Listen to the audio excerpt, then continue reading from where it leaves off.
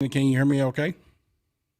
Coming in loud and clear. All right. All right. So, guys, I got some big announcements we're going to be making tonight at the beginning and the end and everything else. And, um, hopefully everybody gets on tonight and we will commence to talking about that.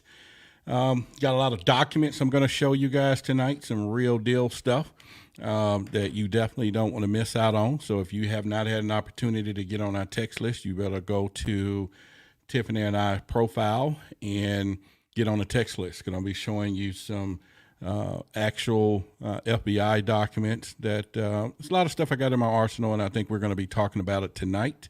Show you some FBI documents. We're going to show you some letters to J. Hoover himself that people were written to him about UFOs, and so I'll be presenting those and then giving you, the audience, an opportunity to download those and put them in your files. Just, hang on with them. So we're moving toward what we really do here with Extraterrestrial Evidence is providing you that evidence. And so we're going to be doing that. So, Tiffany, with that being said, I will get ready to kick things off here. And so let's get started now.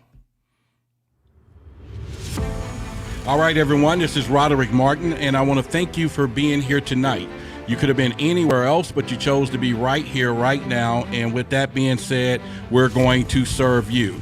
And how we're going to do that, it was going to be the boldest, baffling, belligerent clubhouse in the world, creating those captivating conversations that'll certainly cause controversy. But tonight, there will be some controversy. There's going to be some conversation that we're going to be having, and you're going to be involved in it. And we're going to talk about a few things that's been happening in the press. But also, I'm going to show you some documents, some actual evidence of things that we're going to start pulling out our archive. And I think it's tough for us to begin to show you the arsenal of information that we have. But in the meantime, as always, I got the greatest admin of all time, Tiffany, to my right. And we're going to be bringing as many of you on stage in a minute to get involved with this conversation. And that's what we do here at Extraterrestrial Evidence. But I also have an announcement to make, and it may not be a sad one. It could just be one of those things. So tonight will be our last Thursday. We won't be here on Tuesday and Thursday anymore on Clubhouse. I got off the phone with them today, and so we're going to be doing a couple other things. And what that is we're going to be launching the show, and it's going to be on Wednesday nights through Clubhouse, then through their marketing and everything that we're doing. And so we're getting ready to go global, guys. Had a great meeting with them, their staff, and a lot of things we're going to be doing. And we're going to blow some things out this water. And so we're going to do it on Wednesday night. And since this is a profession, we got to really put some work together. So, Tiffany, you and I are going to talk a little bit after the show, and we got some work cut out for us, okay? And I'm pretty excited about that. So anyway, welcome to YouTube crowd. I see you guys are here, and I want to thank you guys for being here at this moment. And once again, so Tiffany, how is your day today? My day is great. I'm so excited for this evening. Yeah, this evening is going to be special. We're really going to talk about some special stuff. I got some documents that I'm going to show everyone. In fact, on YouTube, I have them in my hand, but I'll give you guys an opportunity to download some of these things. And in particular, we'll be going over some of them tonight. I actually have a document, so I'm going to show you guys a letter, a handwritten letter that was sent to J. Edgar Hoover himself regarding a flying saucer. So someone actually, and I got several of these. People are putting these in the mail, and they actually make it to the FBI's office, and it'll show you their memorandum of how they are investigating. Then we'll go to, I got some documents showing Western Union telegraphed to J. Edgar Hoover, and these guys actually responded to it. So we're going to go over that, and then I'll show you a memo that was in the Dallas FBI field office that actually was talking about the Roswell and how they set it up for being the weather balloon and to the press and everything they said in the letter. And all of this is, Freedom of Information Act years ago. But we have, I have probably got thousands of CIA files and UFO files. And so I think now it's time for us to start showing you guys this actual stuff. We're going to talk about Lou Elizondo today, too. And one of the great things I'm happy with, I got a message, as all you know, we'll be doing a TV show. I'll be hosting a 2-hour premiere coming up in the next several months. We'll start filming in 45 days. And guess what? I have a sit-down interview with Lou. So I'm excited about that too. And so that's going to be, and that'll be happening in the end of next month. And man, and along with a few other people. So we're going to get to the bottom of a few things. And so I'm pretty, just really just racked out of my brain on that deal. I was notified of that today. So with that being said, we're going to begin the conversations. And first of all, let me start by saying this. I was looking at, if you all haven't saw the video the other day, especially the one that Lou did on the 8th of this month, okay? And one of the things he talked about, he said, and I got some of the audio we can play, and then also we can talk about it. So, Tiffany, in a minute, for those who want to get on stage, and here's the deal. Hurlin is in there. I definitely want to get him up here, not to be controversial enough, but I actually got Lou saying that these extraterrestrials, whatever they are, have been known to cut off our military what did you call it? Those rockets or whatever you call it, nuclear weapons. I'm sorry, and also in other countries turning theirs on, and so it came right out of his mouth, and so we'll give Hurlin another opportunity to come up and tell us that it is not freaking possible. And but Hurlin, just wait. It's gonna come in a few minutes. I'll bring it up, but you just be ready, okay? And but. Once again, this is the greatness of things that we're going through from there. So let me get started first to say this. In that interview that he talks about, he also talked about the possibility of interstellar, that these extraterrestrials or whatever the UAPs are could already be here, okay? And be here with us. In fact, and of course, coming from places that we can't get. And I thought that was pretty ironic when he said that. And so definitely for those of you in the audience who want to chime in on it, if anybody saw the interview, June 8th on YouTube, that was, I think, was the Washington. Let me go back to here real quick. But Tiffany, did you have an opportunity to see that as well? The Washington Post live interview? I did, but I don't remember the information you're trying to recall either. Oh, well, I'll play the audio of it in a minute, and then we can kind of go from there. So I don't know where to begin. I don't know if we want to begin discussing some of the documents that I want to show everyone, or we can kind of go into the Lou Elizondo part of things. And then because so you want to stick around for this and say, again, that we're going to be doing this throughout this show tonight. And so we'll go through all that. So, but again, I know we got some of our scholars and people that's down in the audience tonight. And so again, I know somebody have seen this interview, and you definitely want to comment on it as well. If not, okay, that's fine. We're going to talk about most of it. So one of the things that I'm going to play here in just a second is one of the things that he was talking about, and I'm just going to play this clip, and then we can kind of go from there. Okay, so let's see what we can hear.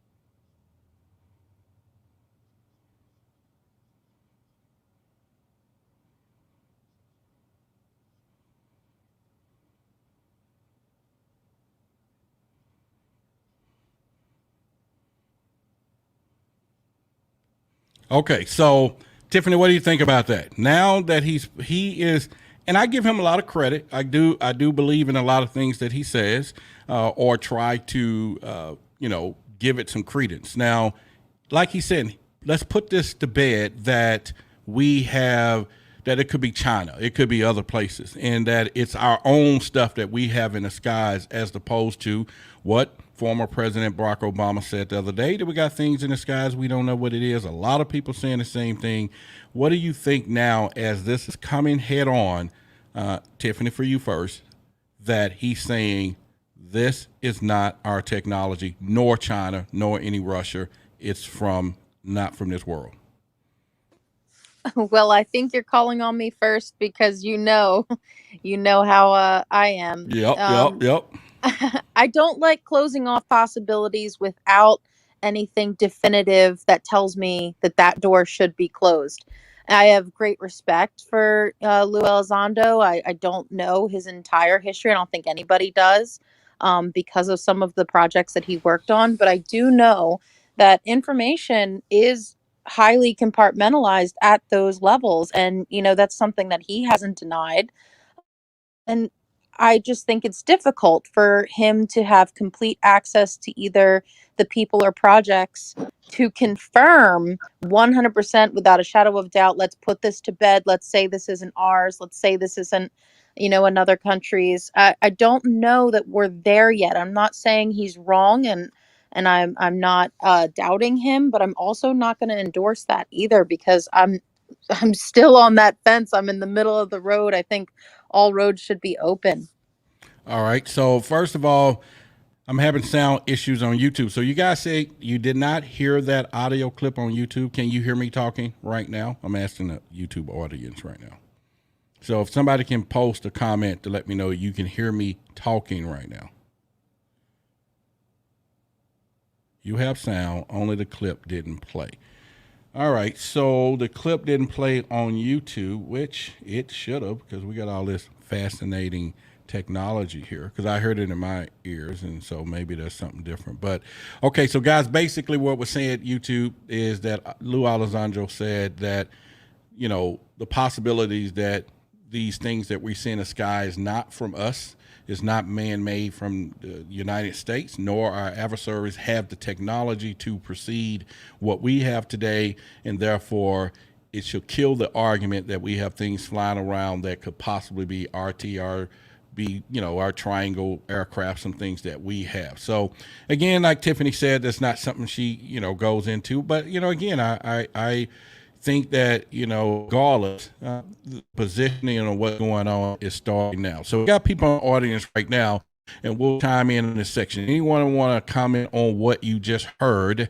And we'll stay in this category at this point now if you're on stage or want to come up. And let's go popcorn, but we'll keep it one mic policy. So when someone else is speaking, let's just be respectful of that. Okay, that'll be fine. Anyone?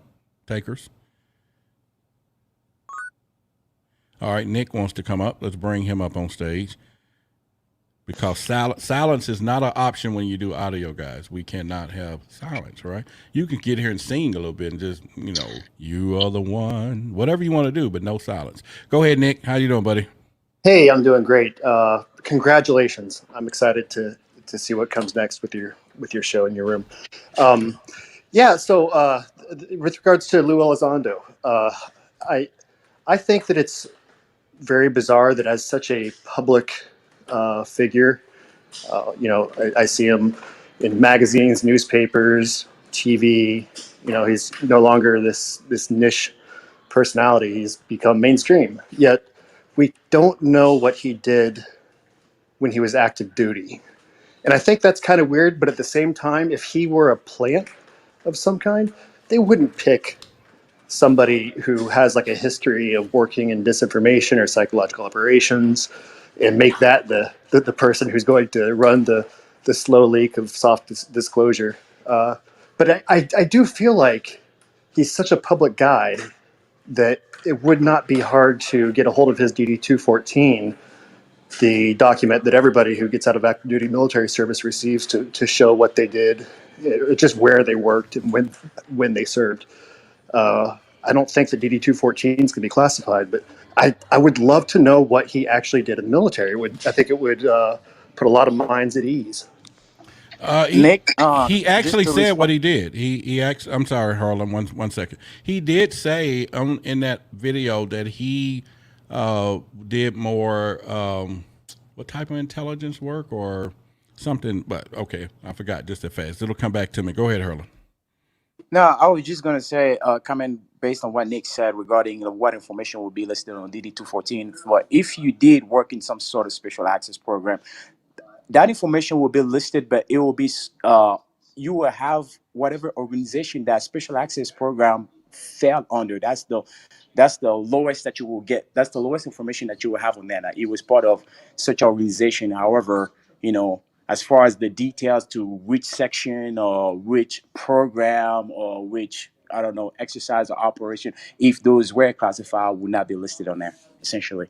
I'd be interested to know if maybe John Greenwald has attempted to FOIA that information. But Well, he acts like I said. If you go to the end of the video, and I would play it, but the YouTube crowd get a little agitated right now.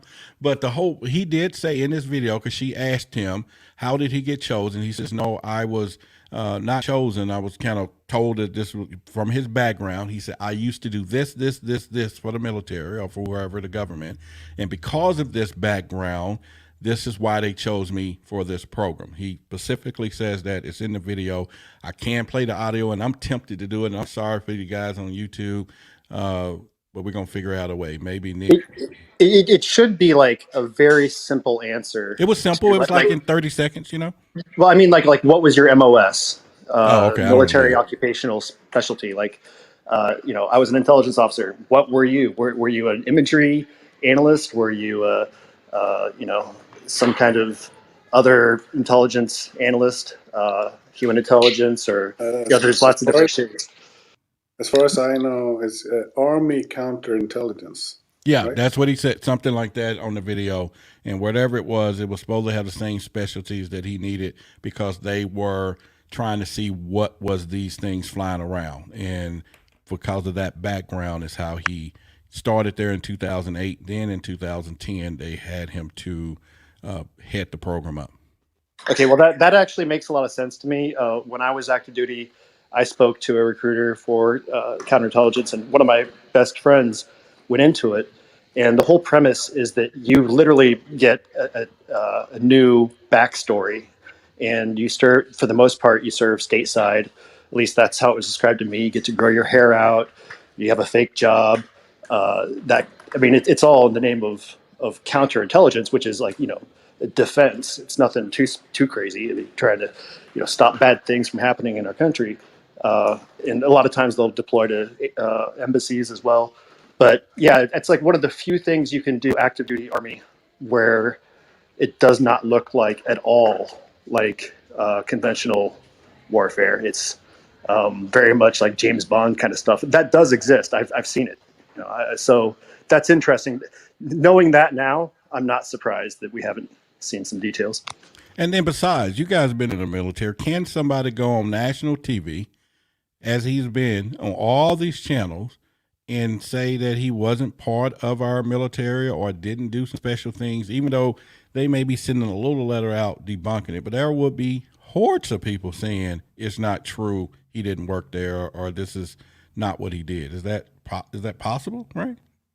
I mean, you can be in the military and yet claim that you have access to certain things. Like anything in the intel community, nobody will come out to either deny or confirm, right? If it has to do with stuff that is classified or stuff that are not known. So yeah, so most of the time that's what end up happening. People will go in there and say, "Oh, I was part of this." I mean, you might catch awareness to some sort of program, because you're granted the eligibility for clearance and whatnot, and you might be working in the vicinity where certain programs are taking place, and you're kind of aware of it, and you never been part of it, but you know of the existence, right? And then you can go out there and start talking about it once you're out. The people that know about the program are not going to come out there to deny or confirm it because one is not even supposed to be known, right? So that's gonna how that plays out. Okay. All Hello, right. everyone. Go ahead. Hi, Rodnick. How are you? Hope you're doing well. I think that people who's working in these kind of sensitive places, if they say the truth or they've been to what kind of missions they've been, they might be, if they said or say the truth, there's two kind of ways they're gonna do for them. One, they might be releasing them because they might be having a mental problem issues when they said about these kind of missions that they've been to. Or while you're talking, you remember me one of the clips that it used to be on YouTube in 1997. There was a guy who was working in Area 51's facility. He called a live video talking about what it's gonna be or what he saw, that he's been released as a medical release. And while he's talking, he was gasping for air. And then suddenly the live I don't know if you heard about it.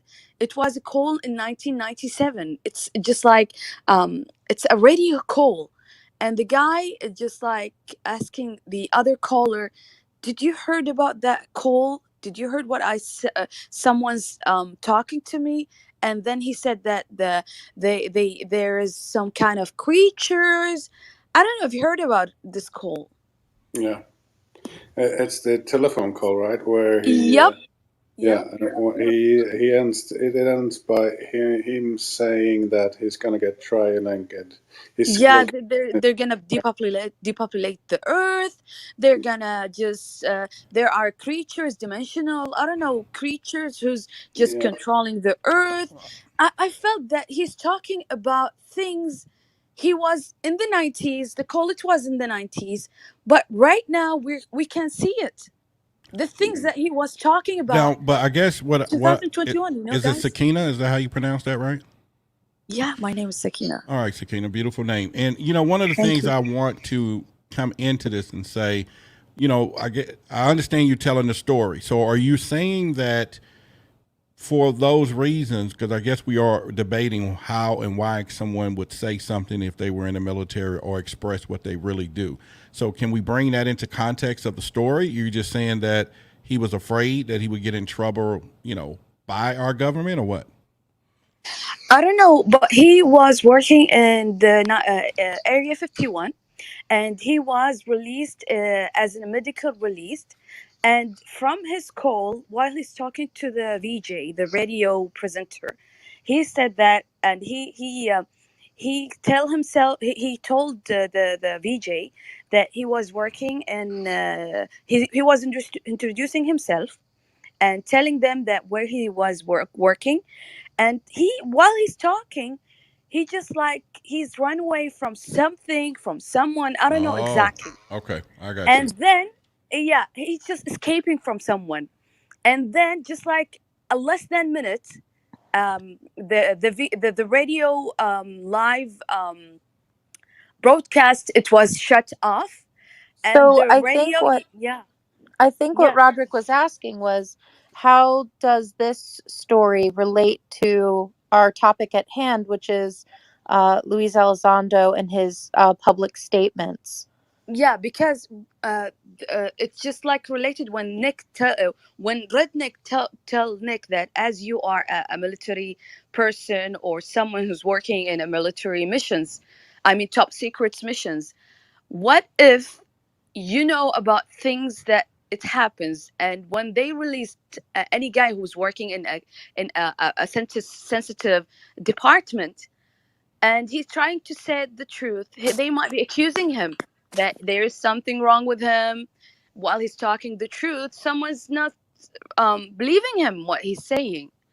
Hmm. So that's why I'm Okay. saying that. I got Very, you. very valid point. Yes. Thank you. Thank you. So I'm trying right now, searching for the radio call on YouTube, and I might be sharing it on my Twitter. I'm gonna tell you about it. Thank you All very right. All much. right. Thank you. All right, guys. So real quickly, one of the things that I want to do, and Eric, I see you blinking the mic in a minute. Hang on, unless you're just doing the mic clap. I'm still trying to understand that. Are we clapping saying I got something to say? Or are we clapping saying what she said is something you wanted, you like what she said?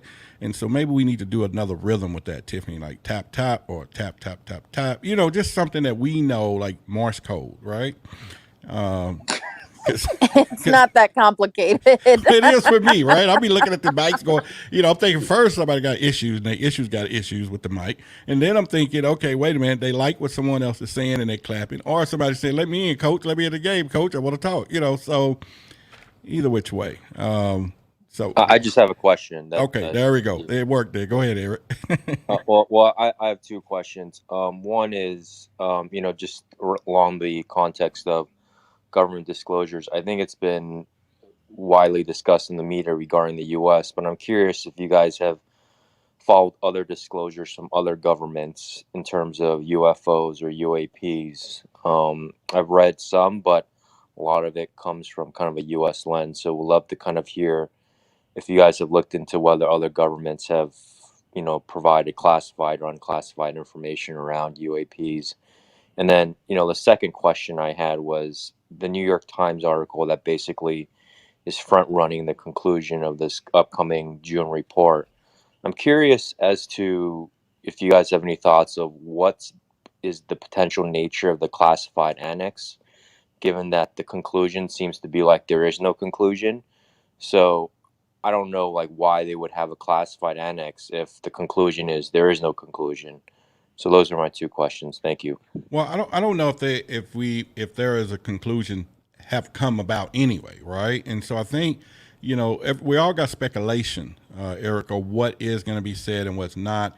But then we also try to validate or believe, so to speak, what some of the people that are closer to the fire is telling us how hot it is. And that analogy is just saying if Lou Alexander or a lot of these people are in the mix and they know what's coming out, then and obviously some of these bigger networks are getting in on it. They are believing some of these things that they're saying. And so now as far as other countries, I think, we all know that there are space programs in just about every other country. And then, of course, history itself goes back to Germany, goes back to Russia, and all these different places having UFO experiences. In fact, in this same interview, once again, and this is probably the perfect timing, Alessandro talks about that when there were a time when the United States and Russia were in good grace at some point and really talking, they shared their UFO files, and both of them went like,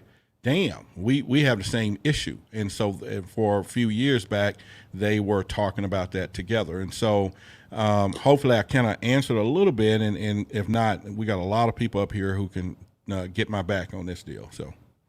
Which interview are we talking about? It's the one right now on YouTube. The Washington Post is on their website on YouTube. It's on June 8th, a couple of days ago. And Washington Post. Washington Post, yeah. And when I tell you it's 30 minutes long, and he went into, he talked about, the 5 things, the technology of how these things move, that it can't, is saying that the UAP is something totally different. How it is coming in out of water, and how and I got it right here. I can play the clip, but again, it'll agitate the hornet's nest on YouTube since they can't hear it. And maybe I can do some sign language or something, and I don't know it, but maybe we can try to help out, but not in a joking manner of that. But I'm just saying there's nothing I could do with that. But the whole point is that he also says that it's a lot of sightings around water. And he's alluding to something that I said here a long time ago. 93% of our UFO reportings are water related. They've always been. And just all of a sudden, water is one place here on Earth that we cannot explore to the depths. We have not had the technology. Although we have had well people that went out and that have did whale research and then come back to say they heard sounds that did not sound like whales. It's something else. It could be down in the depths beyond. And so he is saying that it's a possibility that these extraterrestrials are always and already been here and live here, just in places we can't see it. He talked about cloaking technology, that it's a possibility that they're cloaking and stuff we just can't see. So now I think that he's now taking that stance of talking. And although Tiffany is probably saying, she'll slap him around if she was sitting in front of him, like, Luke, come on, stop it. But for me, I'll be like, come on, man, tell me more, right? So, but that's the beauty of having who we have up here tonight. And so that's one of those things. But We just want one more point on that. I mean, and I appreciate you bringing up that point. I think the the water element is actually something that I was referencing more specifically. okay. Apparently, and I was just watching this clip on YouTube, and it's not from one of these. It's from a legitimate website. It's like this Quest TV, and apparently, Lake Baikal in Russia. Apparently, the Russian government declassified alien encounters with certain, or declassified some documents of alien encounters that happen in water with regards to Lake Baikal. But I've never been able to find more information about that. I just heard it referenced in this YouTube clip that's been watched, 4 or 5 million times. It's called "Did the Soviet Union Discover Aliens in the Deepest Lake in the World?" But I don't speak Russian. I haven't been able to, find whether the Russian government actually declassified those encounters or if it's just something someone said on YouTube. ET, you got some input on that one, though, right? Yeah, Yeah. I have a few inputs on a few stuff here. But the Lake Baikal, there is one story that keeps coming around, which now I tend to lean on that it's not really a UFO or strange sighting. It's something weird about the sighting, but it also is called a myth in some cases. So I haven't really pulled every thread. I haven't. I have no clear answer to that, but I definitely heard that it's a myth also. But I can't assure you. Maybe it's real. And what we were talking about earlier, the guy running away from Area 51, that could be, after my research on that, it could be just a real good acting part, actually. It could be. All right. Go ahead. I'm And sorry. I have a couple of other things. You can hear them right now. I share it on Twitter. Yeah, I think I know which one it is, and I'm leaning towards being real good acting bits, but maybe not. Anyway, have you guys heard about the Penturk UFO incident in Wales, in Great Britain, Wales, south of Wales, in 2016? Can you say the name again, please? It's a part of Great Britain which is called Wales, which is in to the southwest of England. It's a part of the English islands. They had a huge UFO incident, which I never heard of until yesterday. And you can look it up. There's some information to get now, but they have had troubles with putting stuff online and it getting shut down by YouTube, Facebook, Google, and stuff. But Wow.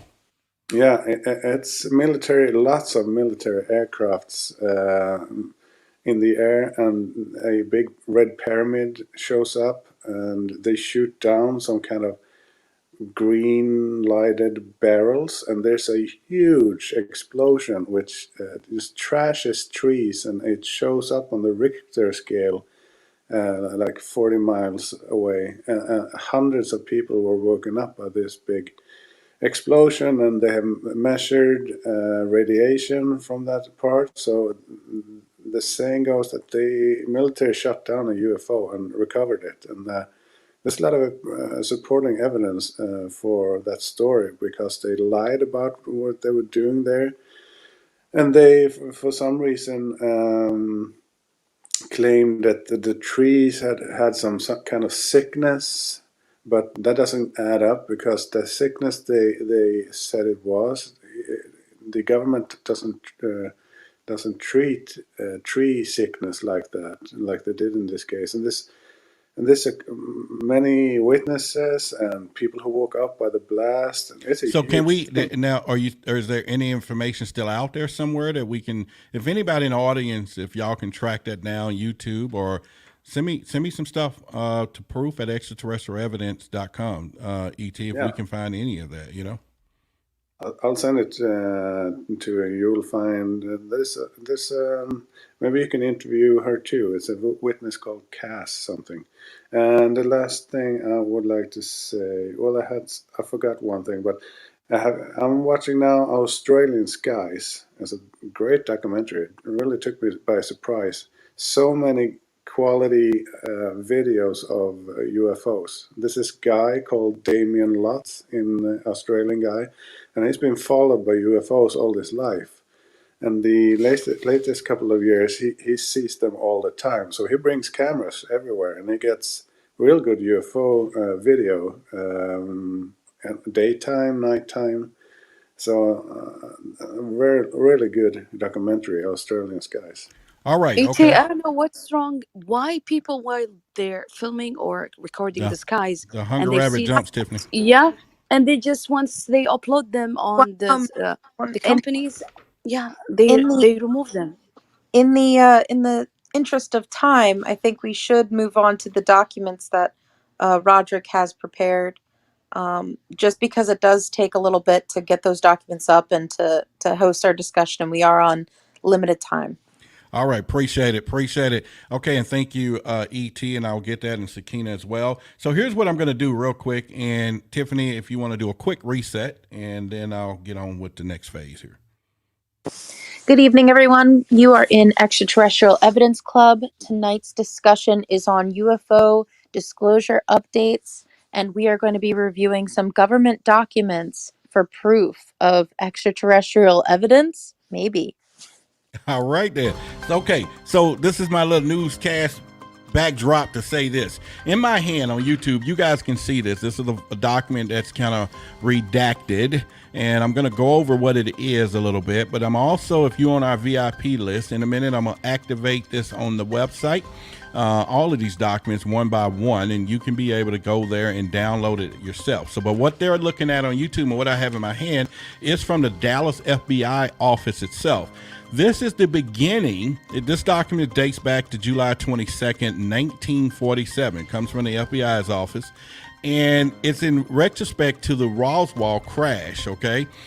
In here, it's to the director, from Cincinnati to the Dallas FBI, and they're talking about in the headquarters, the advisor's office, an object purporting to be a flying disc was recovered near Roswell, New Mexico, this day. The disc is hexagon in shape and was suspended by a cable balloon, right, which followed approximately 20 meters in diameter. And this document goes on, and basically what it says is this is the beginning of the story that they started putting out about it's the weather balloon and not the actual crash, the crash itself. And it says that this balloon is being transported to the right field about a special plane examination, and then there's a redacted of what plane that was. In fact, that the National Broadcasting Company, Associated Press, and other attempted to break the story of the location of the disc, advised the requested Wright Airfield advised Cincinnati's office results of the examination do not, of course, tell the public. Don't put this out. So what I'm going to do, if you want to see this particular document yourself, let me activate it on our website, and you're welcome to do it. In order to get access to it, you need to be on our text list where you can get the password to go in there. And so let me go ahead and turn this one on for a second here. And you got to see it. And like I said, a lot of these official documents, some or all, most are redacted.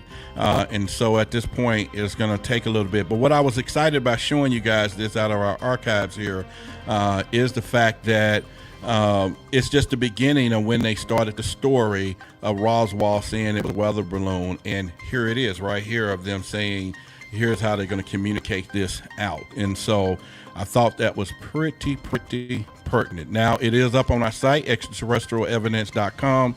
You can go there. If you try to click on it, it is going to tell you that you need to be on our test list to get the actual download the entire document yourself. So, Tiffany, I thought that was a good one there to kind of go into a little bit. I got some that even go in more details. That was just kind of a one pager.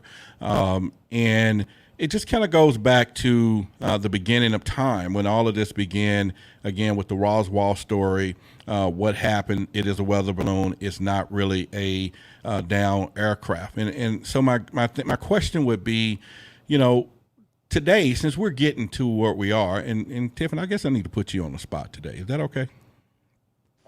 I don't think I have a choice. Go on. What the hell do you believe? Let's start there.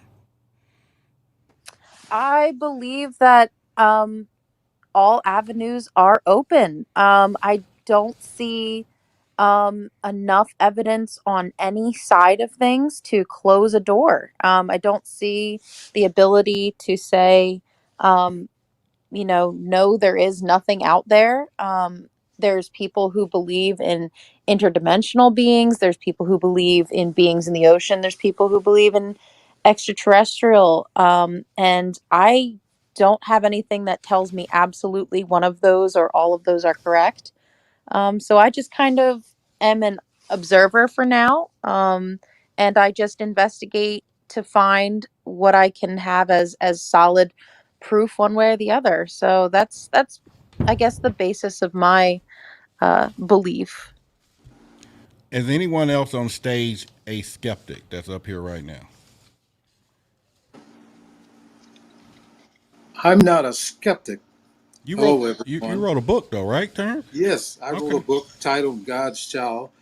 At the age of 8, I was fantasized with looking at stars at night, and I would stay up until 2 and 3 o'clock in the morning, and I always heard about falling stars, so I wanted to see one. And when I seen my first star, I was amazed, but it only fell so far, and then it disappeared. So I realized that it was a shooting star. But I grew up in a city called Hamtramck. And in high school, we were taught that there were three basic groups that were put on planet Earth. And in the Bible, it speaks about man was put on earth before Adam and Eve. Okay. So my concept is that we were created in other solar systems on, other planets. And somehow we got technologically advanced and we came in contact with each other. And we had religious differences and we started fighting. And we were so powerful that we were almost on the verge of destroying the universe. So we decided to draw a truce and put a group of each group on planet Earth to observe them and see, learn about life.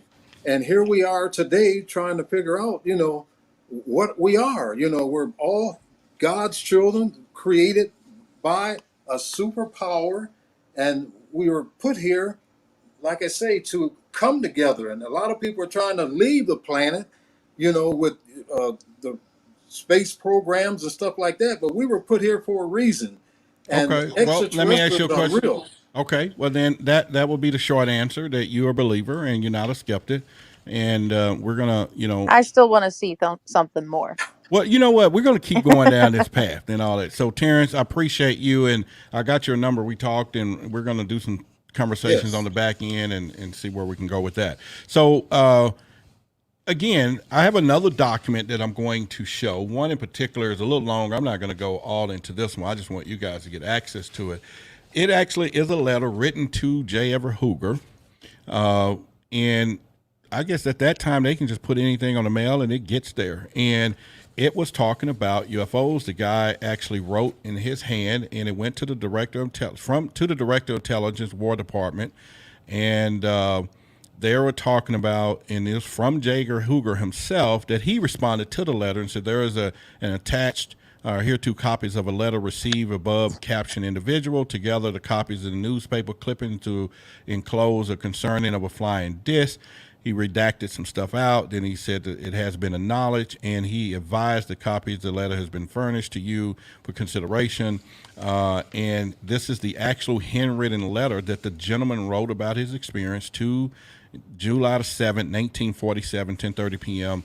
of his sighting that he wrote to J. Edgar Hoover. And these are actual documents from our government, and it's stamped and everything from there. And again, these are things that are not, we're not presenting you something that ain't supposed to be here, that we all going to be like Monopoly, you know, don't pass go, don't collect $200 and go straight to jail for showing you this. And that's not the case. We do got to get out of jail for you card here on some of this stuff. And so, you know, basically at the end of the day, if you guys want to see that one, if you're on our text list, you can go ahead and go to extraterrestrialevidence.com and I'll make it active in about 20 seconds from there. And then we'll bounce back here. So, Tiffany, I'm going to bounce back real quick to Lou Alessandro and to the disclosure in the next 25 days. That's, you know, June the 25th that's coming up. You know, what do you guys think about the water hypotheses here? You know, can anybody say, you know, that we have been to the bottom of the ocean, or have y'all heard of anything doing that? I haven't, and I don't think we have the technology to do it. But yet he did explain that with some of these UAPs and how they have the ability to change directions and go in and out of water and all these places that we do not have the ability to do. The possibility is the water is the place that they can hide. What are you guys thought on that? I definitely think that that is the main problem that I have with some of his statements. Not to say that I'm saying that he's wrong, because I obviously don't have you know, the clearance, and I'm not on any of these, you know, projects to say one way or the other. But I think when such definitive statements are made as, you know, like basically putting to bed the idea that it could be any of our technology or any of the technology of possible adversaries or allies or anything. I think that those definitive statements are like just a little bit premature. And I'm not saying that there's other theories out there of reverse engineering, that we have this technology because we have recovered it from extraterrestrials, but that would still mean that this is our technology now, right? Just reverse engineered and still in our skies by our hands. So I just think that those I can't buy onto it. So that's my opinion. Anyone else? Yeah, I have Yeah, to say here. Say I was in an advanced propulsion group, and say like we had a big chicken factory, and you needed some money for your program, but we had like 100 chicken factories up and running. Be a good way to funnel some money to build some better spaceships. there was this big online conference with Hal Puthoff, and Eric Davis was there too, and just a couple of days ago. And they said the connection to water is probably, the reason is probably that hydrogen and water, to get hydrogen, which is a very powerful what the fuck is called in English? Hydrogen is very powerful. You can get a lot of energy out of hydrogen, and water is a very good, stable way to get to the hydrogen part. So that's what they are saying, and that's Eric Davis and Hal Puthoff, and they are probably two of the most knowledgeable in this field. I also have So are you saying that the possibility of them being in the water is highly likely then because of the hydrogen? Yes, that they use water to get hydrogen to power some sort of part of the free energy kind of propulsion system. Hydrogen is in some way a part of the propulsion system. That's what So Eric Davison put together a book called Frontiers of Propulsion Science. It's about 700 or 800 page physics book. And if any of you could read the book, it would answer a lot of your possible questions. Did you read the book, Josh? I am trying for 3 years, and it is so complicated. Okay. Did you get anything about water out of it? No. Okay. All right. Appreciate it. I have one more. I just have one more. I Chickens have want some water. I have a leak, a supposed leak from the upcoming report, but do you know, maybe already know about it? It's about that page 508 with the airplane personnel, fighter pilots who lose a UAP. Have you heard it? No, please share it with us right quick. Yeah. So the leak goes like this. It's quite short. Alleged leak from page 508 of the classified UAP report describes an incident in which a jet was sent to intercept a UAP, which turned out to be a large group of UAPs. One of the objects moved towards the jet at over 3,200 miles per hour and triggers the missile approach warning system. They lose track of the object and then see it has formed up with them just 2 feet above the right wing. And then it's 2 pages with written out communications between the fighter pilots, and it's the same thing, but they're searching for this UAP and they lose it, and then they kind of get excited when they see that it formed up 2 feet just above their right wing of their aircraft. And the source is it's not. I can't guarantee this source, but I would say it's probably a good leak. Okay. All right. So we're down with that program. All right. So one of the other things we're going to be talking about here in a minute, I have another diss from the director of FBI to SAC in Milwaukee. So SAC is a military term. And Tiffany, does it stand for anything for you guys? Strategic Air Command. Well, Tiff, are you there? Or are you there? I think she stepped away from the phone. What do you think? SAP or SAC? SAC, S-A-C. Hey, Roderick, it's special agent in charge for that whole state. Oh, okay. All right. Yep. Well, it is to the FBI. So, okay. So, great. So, it's from the special agent in charge in Milwaukee. I appreciate it. And he's talking about the flying discs or saucers.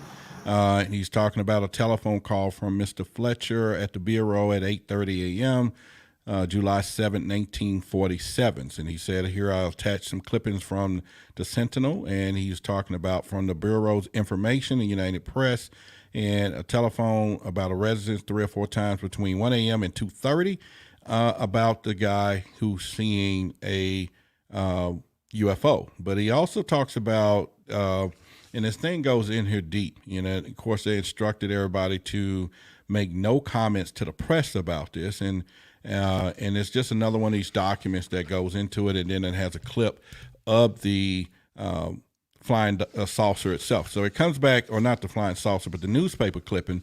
But one of the things I'm bringing attention to this is that how these things are getting to our United States government's office. And they have been looking into these matters, and they have took time to study. And then some of these, they come back and write, well, we're not going to tell anybody, do not leak this to the press. Whether it's real or not, they still didn't want it leaked to the press, okay? And so this is another memorandum from the United States government. And on YouTube, I have it in my hand. It does have some redactions on the second page, but it is to Johnson, which is SAC, stand for what again, guys? What did y'all say, Andrew? Special agent in charge. Special agent in charge. Okay, so I will be activating this document in a few moments. Tiffany, did something happen to your phone there? Because you moved out of place there. Yes, my power went out, and I guess it messed with my internet because I couldn't hit my mic button. So I had to go in and out a couple times to try and get it to work. Okay, so once again, if you guys want to see these documents, go to extraterrestrialevidence.com, and then when you try to click on it itself, it will tell you what you need to do to get access to it, or better yet, you can get on our text list and be able to do that. So another announcement, once again, tonight, Thursday, will be the last night that we're doing Thursday nights, and we won't be doing any more Tuesday nights. And so, unfortunately, I had a conversation with Clubhouse today about our show. And the good thing about it is they're going to move us. They have already had time slotted for when they wanted us to do the show itself. It's no longer going to be called ufology. It's going to be going extraterrestrial evidence. And so we're going to keep with the branding itself.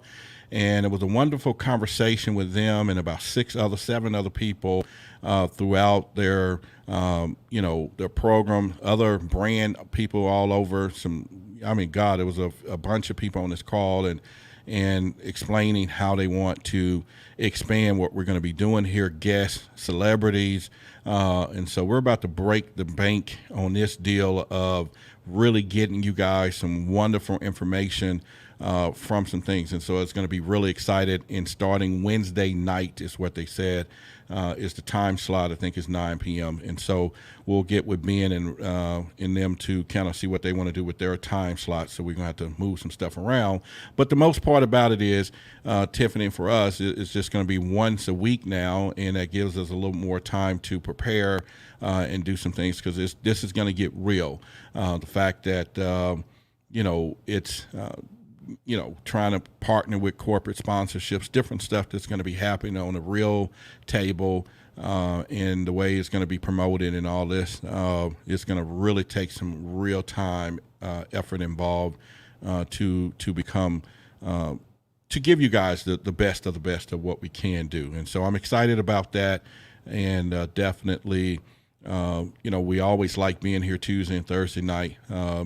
And then the other option at first was a Sunday morning. Right, they wanted us right after the town hall because they felt that our show is going to be great.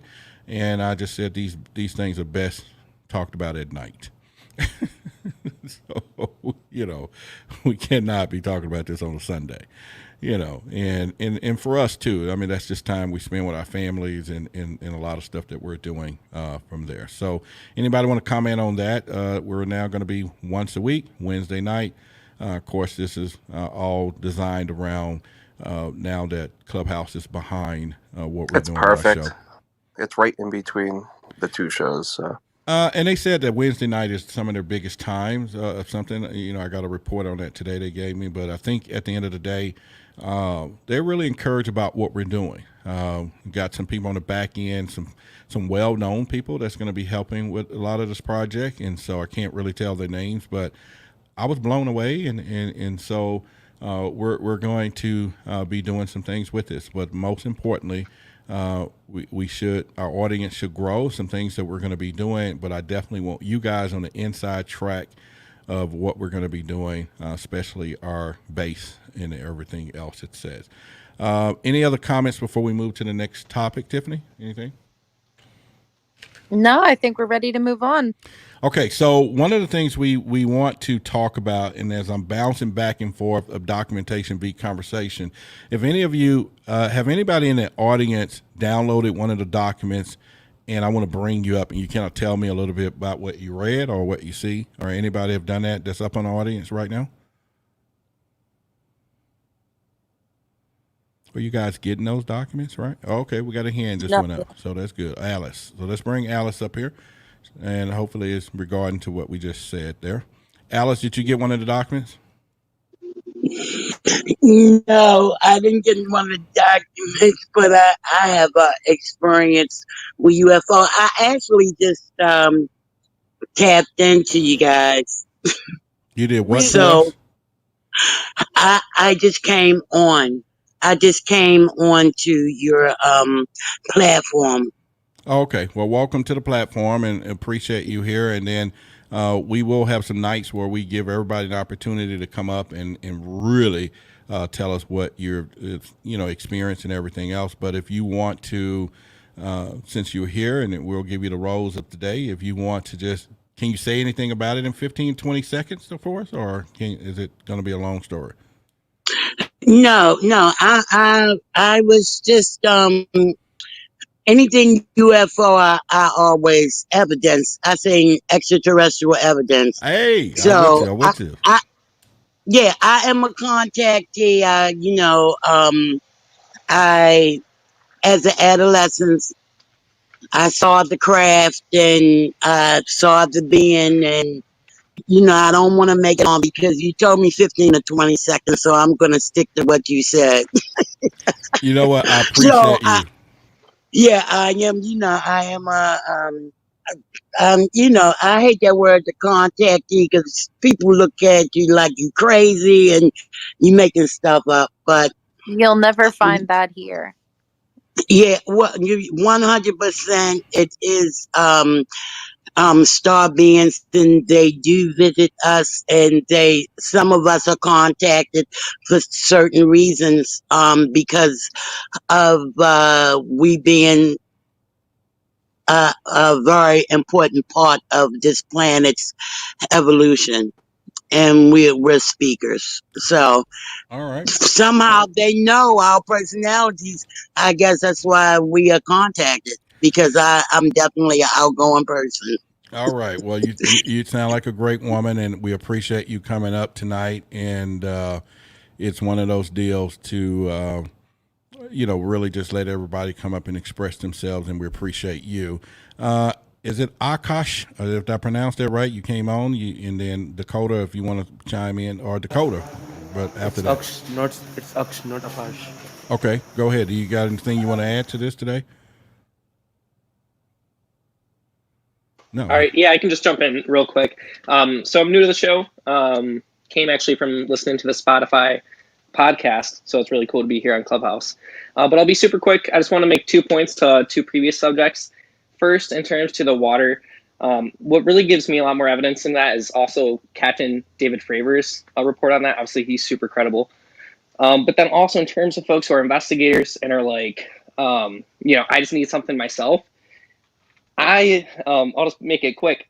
I had an experience after listening to one of these first podcasts on Spotify. One of my with podcasts? One of my podcasts? Yeah, Oh, with shit. Anjali. Oh, shit. Yeah. Okay.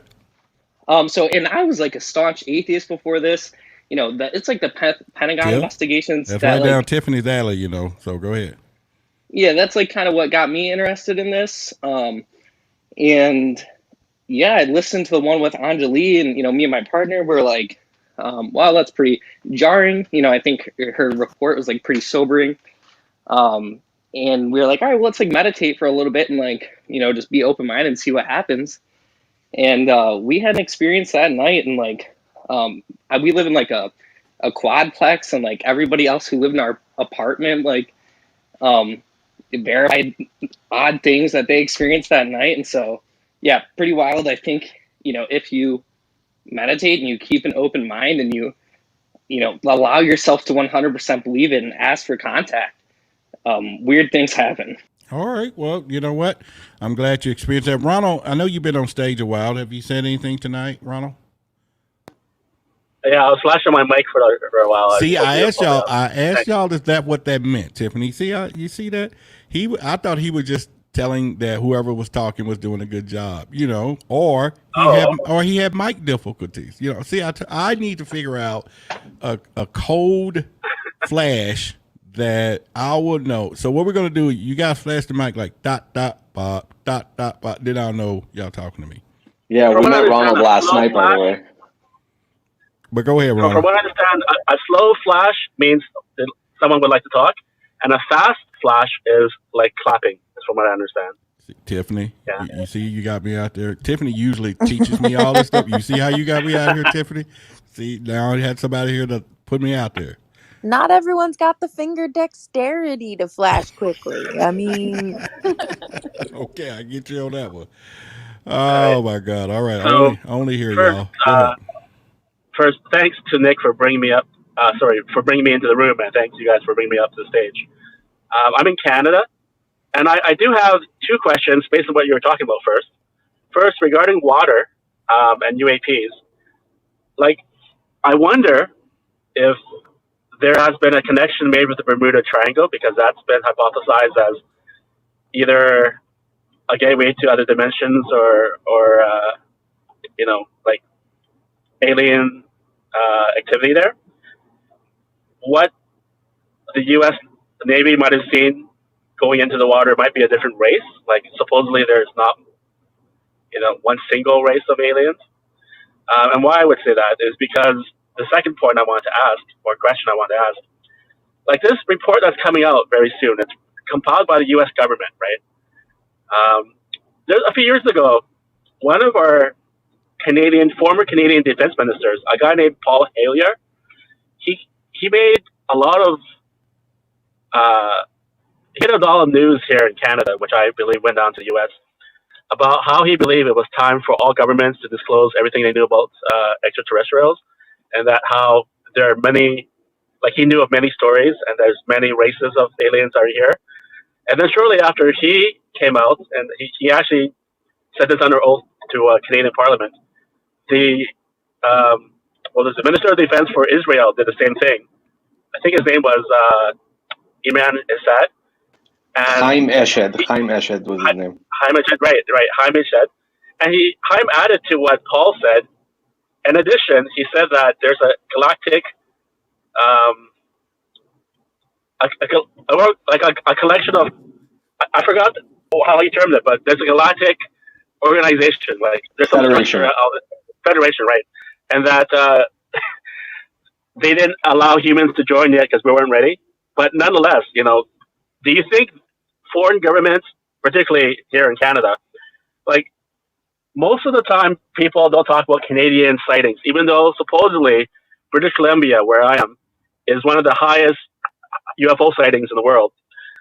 However, everyone's more public about it in the U.S. However, if a Canadian Minister of Defense or former Minister of Defense is talking about how he knows all this stuff, I'm guessing there's a lot of data from Canada. Do you think this will be included in the upcoming U.S. report? You mean Canada data? Data from Canada? Yes. I hope not. I mean, I don't know what's going on. And I'm just saying, and let me take that back. When I say I hope not, I mean, why would our government, give us information about what's happening somewhere else as opposed to what everybody want to know here? You know what I mean? So, but they should, now the way things are going, that there should be some type of everybody coming together as one to begin the process of this rumor of one world protection thing. Yeah. I'm just pronouncing it crazy, but anyway, go ahead. There you go. Well, I do think that if, let's say this report is, everything that the whole UFO community has been waiting for, and this report is just the what's the word? Everybody knows you were absolutely right. There's extraterrestrials. Here's the evidence. Here's the proof. All of that solid. It's on mainstream media. It's in this report.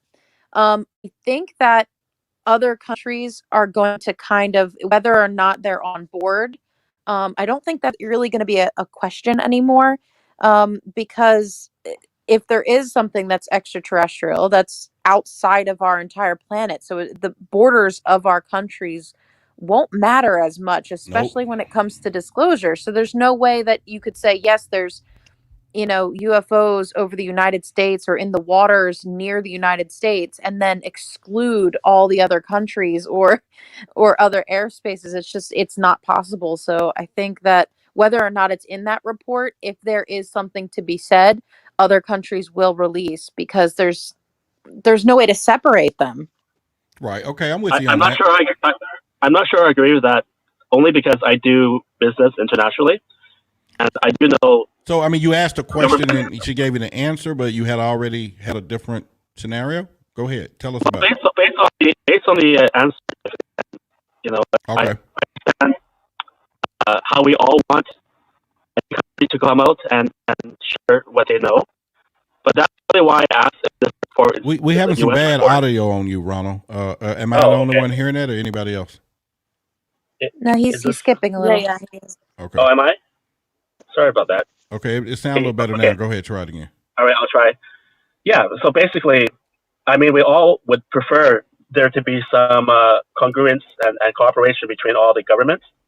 But because I do international business and international work, I pay attention to international politics. And this is why I asked if this report's solely a U.S. report, because I don't think all governments would cooperate. Well, you got to remember. You got to remember what's happening here.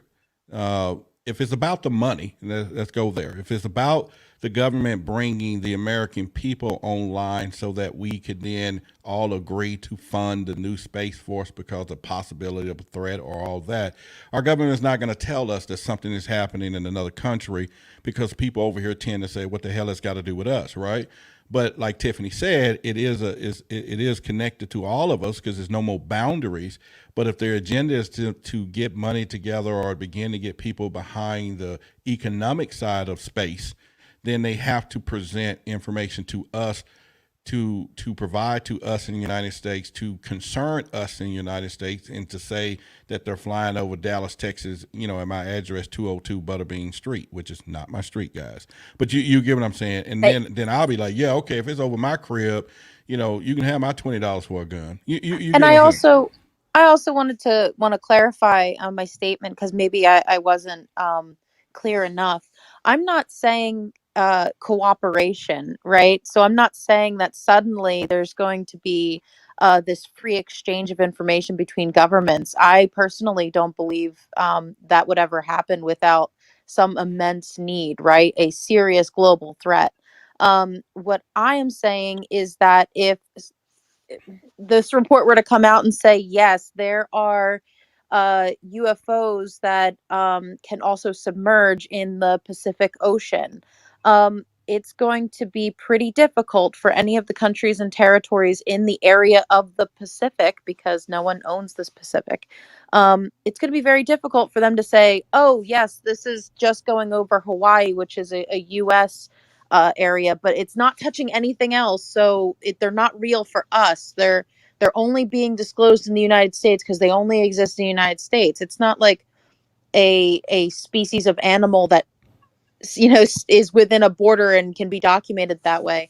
I think that it's going to come to the point that if there is some significant and solid evidence that this report could be definitive, that other countries would have no choice, even if it's just at the level of the citizens, to acknowledge the same must be true for their skies or their oceans, Well because said. there is no boundaries. Well said. Well I, said. I hope that what will happen after this report comes out, in line actually with what I hope you were probably referring to, that the other countries would eventually also want to disclose. But the next step after that is there is cooperation.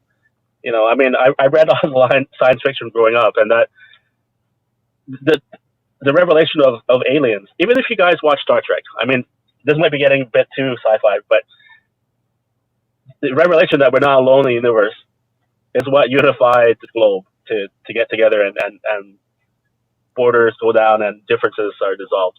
But nonetheless, I mean, hopefully there is something like that will happen within our lifetimes. All right. Well, I'll be this Sakina. excited for isn't this report. this isn't as nice as that. I really hope that does happen. But just a very quick point. You said you did business internationally and stuff, so I'm sure you're going to understand this statement. You cannot capitalize on what you do not acknowledge. So if anyone wants to make money or make defense or any of those things, they're going to have to, other countries will have to acknowledge it in order to fund and get behind either capitalizing or defending against something. All right. I That would really appreciate. be the first step. All right, Sakina, do you have some of you chiming in on this particular conversation? Go ahead. Yeah, Because I I agree saw the with mic now. I Miss. get it. I saw you flashing and you flash. Then I was like, Thank maybe she needs you, some help. thank you. SOS, SOS. Then I was like, no, Roderick, she want to talk. Yeah, that's right. I agree with Miss Tiffany about it might be if the extraterrestrial files or wherever it happens, as she mentioned, that if there is something in one of the seas on Earth, so it might be there is a unity between countries to just defend their system, their lands. I don't know, but as she mentioned, that it's just like when something's happened in a place that more than a country is in, yeah, I guess that there's gonna be a unity against that thing. It might be a chaos if they said about the files. It might be a chaos because maybe so many countries, they might be claiming that place that they've been discovered or based on, I don't know, just like I felt it like that. Thank you very much, Roderick. Thank you, Miss Tiffany. All right. Okay. So, guys, what I'm going to do is I got a confession to make, and I might as well do it among my family of you guys and everything else.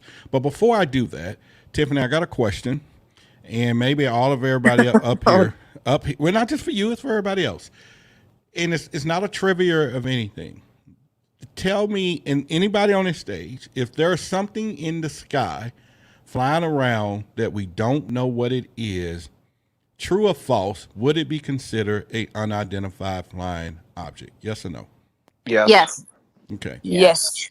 And the second True. question is this: do we all understand that there is something flying around the skies that we don't know what it is? Yep. Yes. Yes. Okay. Yes, and we can't reach. So we all believe in UFOs. Even Yes, the skeptics. absolutely. Even the I skeptics, do. right? Okay. Absolutely. All right. Yep. So reason I'm saying that is to say that we're at a point now, and it was one of the true reasons, just to give you guys some history. Before this club was called Extraterrestrial Evidence, and the YouTube channels and all that, it was UFO documentation, and the tagline was documentation beat conversation. Then I had the UFO syndicate because I wanted all us together. But I kept getting these dreams at night, and it came to a point where it says, Roderick, the hell with the UFOs. We know there's UFOs now. You got to move further with what you're doing. Because the fact that it's no longer be a strange phenomenon that there's something in our skies. Now people are going to go beyond, and the conversation is going to begin with what's in it, who's driving it, or who's around. And we now past the point of UFOs, and of course, or UAPs. And I think this is where we are today. We're at a point to where all of us are now saying, all right, and they've done a good job, even in the last month or two, to condition people to say UFOs probably is existing. Something is flying around, we don't know what it is. And I think it's just part of the plan, getting us all moved into a direction to expect whatever we don't expect, which comes to my confession. I was hitting the other night, and I was working real hard, and I sat here and I started pondering, like, what the hell? The jig is about to be up. I don't want them to tell us who's there. I want this thing. I just got in this thing a few years ago. People been around it 30 years. They're ready to hear something.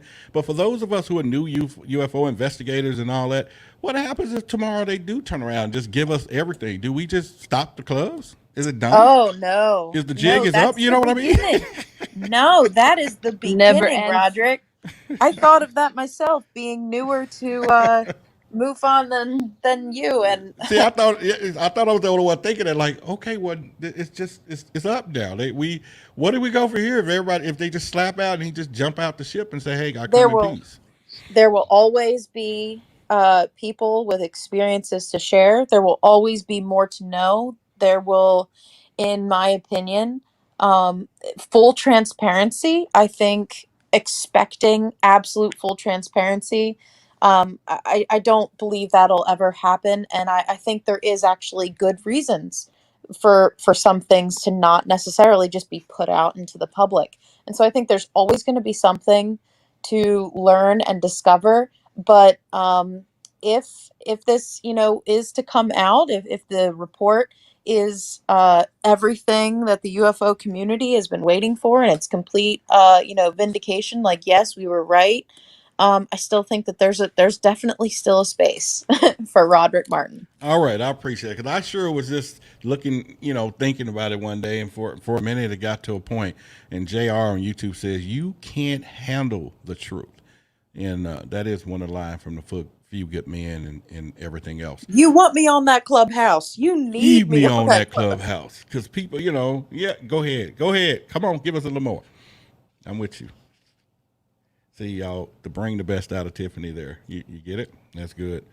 All right, so yeah, we want everything to go where it's going. Experience, I see you came into the room. You want to add to the conversation? Of course, Experience is the founder of the Extra Paranormal Society Club, and the guy does a great job. He does a great interview as well, and very knowledgeable about a lot of things. But again, his club brings a whole different dynamic.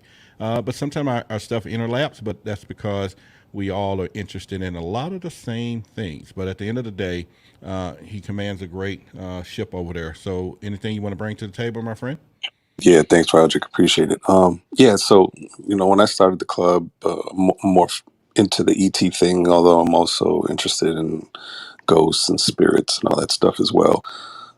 Anything deemed paranormal, right, which is anything that's kind of unknown in the supernatural or extraterrestrial space, I have an interest in. And what I found is a lot of that stuff actually interlaps or intertwines at some point when you talk about like dimensions and stuff like that. But anyway, what I wanted to bring up was I just saw something pop up on my news feed about a new documentary that should be coming out next year. 1091 Films purchased the rights to a documentary called Varginha, which is the documented Brazilian Roswell case, which is interesting because it happened in 1996. The guy who directed this documentary is the same one that did the documentary for The Phenomenon, which was on Netflix, and it touched on the Zimbabwe case with the landing and with the school children and everything. So same director has a documentary that got purchased by 1091 Pictures, so it should be coming out next year. What's interesting about the Varginha case is it was a sighting for a craft, and there were creatures that came out of the craft. There was some women that viewed or saw these creatures. Not your typical alien description. These things were different. Size-wise, they're about 4 feet tall, big heads, but brown skin and red eyes. I think one of them either was injured or died, and then there was a policeman or police officer that came in and handled the body, and then he ended up passing away from some kind of weird sickness or radiation. So these are one of these obscure cases that I always feel are interesting because it's got a lot of documentation behind it. Happened in a different part of the world, and it's something you have to take into account when you talk about the UFO subject. So I just wanted to bring that to the attention. It's called Varginha. You can look it up on Google. The case itself, very interesting. But we'll have another documentary coming next year on something interesting. Well, it's ironic you said that, and one of the things that I think we talked about this in the past, where in Hurlin we was talking about them flying over our nuclear plants, and I'm not going to play the audio earlier of Elizondo saying at Hurlin because of time, but what I want to say is that it also coincides though with them visiting our nuclear plants, just about this radiation story you just brought up, because we can't live around radiation, but it always at some point radiation is associated with crashes, everything extraterrestrial, and which is of course deadly to us, but not to them. But supposedly just the opposite are maybe our oxygen or different things, and just the viruses we have here are just as deadly to them. But even with MUFON investigations, those are one of the toys that they want you to buy, or you don't have to, but if you want to extend your investigation, if you was to go out to a place that a sighting had occurred, or a landing, I'm sorry, then you want to check for radiation and all those things. And in the past, there's been a lot of cases in MUFON that have that Geiger meter or whatever it's called, I'm sorry, have gone off to a point where it would had some not high levels where it's deadly, but the fact that something was there radioactive, but that's a kind of a great association. Ben, I know you probably want to jump in on what Experience said. You talk about that situation before. Go ahead. Yeah, so Experience is right. That is a super fascinating case, Virginia, Brazil. And so a couple of things. One, Experience, do you know around when that documentary is coming out? It's James Fox making it, you said? Yeah, it's same director, James Fox, February 2022. Okay, so I'm stoked as hell for that, and hopefully, I'm sure that anybody in this room that hasn't heard about it, I think you guys should be stoked about it too. I do just want to give you a couple of things you can look at in the meantime, waiting for that. So, James Fox used to be on a show called Chasing UFOs. It was him, this chick, Erin, I don't remember her last name, but she's awesome. And another guy too, a scientist, a geologist. And it was kind of like the UFO hunters shtick. It was a lot of nothing, but there was also a couple of gems in there. And one of them was they went to Brazil and they met with these girls who allegedly saw these beings. And it's interesting. You can see how much James Fox, who is the one who went on to make The Phenomenon and now this new documentary, you can see how profound he felt that case was. He started crying when he was talking to these girls. I don't think the show is available streaming for free anywhere unless you got a couple, special shady links. But besides that, I think you probably have to pay a couple bucks to rent it on Amazon Prime. But yeah, so that was interesting, and you could see some drawings of these beings and all that. And I'll tell you this, that case is, from what I understand, widely regarded in Brazil to be bullshit by whatever the media there and all this stuff. And obviously I'm not there and I didn't hear about it at the time. So I don't know what the sentiment is, but like, if you were to look up that case, probably even on Wikipedia and this and that, you're going to see that like the general sentiment the official sentiment has been like, this is bullshit. There's like no evidence. It's a lot of hype and there's no real reason to think anything even happened. And I don't know, that could be true. I have no idea. But I will tell you this, that when I saw that episode of Chasing UFOs, the only thing I can say to you, and I'm probably one of the biggest skeptics in this room, I will say that hearing those girls talk about the being that they saw, it seemed super genuine to me. I mean, I don't know what that means. I don't know if there was a UFO. I don't know if they were aliens. I don't know if it was a guy in a costume. I don't know. I have no idea. But what I can tell you is watching that episode of Chasing UFOs, that those girls that allegedly saw this being, to me, seemed like they were being, very honest. So it's worth checking out if anybody else is interested in the case. All right. So for all you skeptics and not partial like Tiffany, little skeptics, we're talking from a scale 1 to 10, these 8. So being scale of 1 to 10, 10 being the highest, where are you at on a skeptic list? Skeptic or belief. I mean, I am a skeptic 10. I'm a 10. I'm a 10, but that doesn't mean I don't think that this isn't happening and that they might be aliens. I do think that's possible. Okay, so yeah, how's there a midpoint then? Whether you don't believe this, but you're a skeptic, so where's the crossroad? Right. So that's what I'm saying is skeptic means that a lot of the cases, to me, it means that a lot of the cases that a lot of people hold in very high regard, whether that's regression experiences or even Travis Walton, a lot of these big cases that a lot of people, will say about this is like one of the best cases ever. I am less swayed by them, by not all of them, but that, however, I'm totally on board with Commander David Fravor and a bunch of other ones too. So I'm a skeptic, meaning how I view them, but not whether or not I believe or don't believe. That's a different meter. All right, Tiffany, you're a meter. I think I would have to be right there in the middle. I was trying to find a more creative way to say that, 'cause I feel like a broken record, but no one has held up anything that is solid enough proof for me to go, yes, I'm absolute believer, but no one also has shown me anything to tell me that this is all just made up. I think a lot of those personal experiences are valuable, 'cause there's a lot of people who absolutely believe what they're saying, without, so. Okay, so let me make sure I get this right, and because maybe I'm the only one in this room tonight that when I hear you guys, the skeptics, talk, that I'm thinking you guys are more based skeptics on individual themes, not so much of the subject matter itself. That correct? Yes. Okay. All right. Yes. Like, is there something there that we don't know? Absolutely. What is that? I can't say. And I think there's a lot of people who have definitive things to say. And this is actually from Luis Elizondo himself. He said, anyone who says 100%, I know what this is, he used some strong language, but basically there's no way to say 100%, I know what this is. And so I kind of sit in that I can't say 100%. So I just investigate to the best of my ability, trying to maybe exclude what it isn't. Ben, what's your favorite restaurant? Oh Jesus. Or who? My favorite restaurant? Yeah, come on, give it to us. Geez, I don't know. Cheesecake Factory? I don't know. Okay, and have you eaten every food there? What's your favorite food?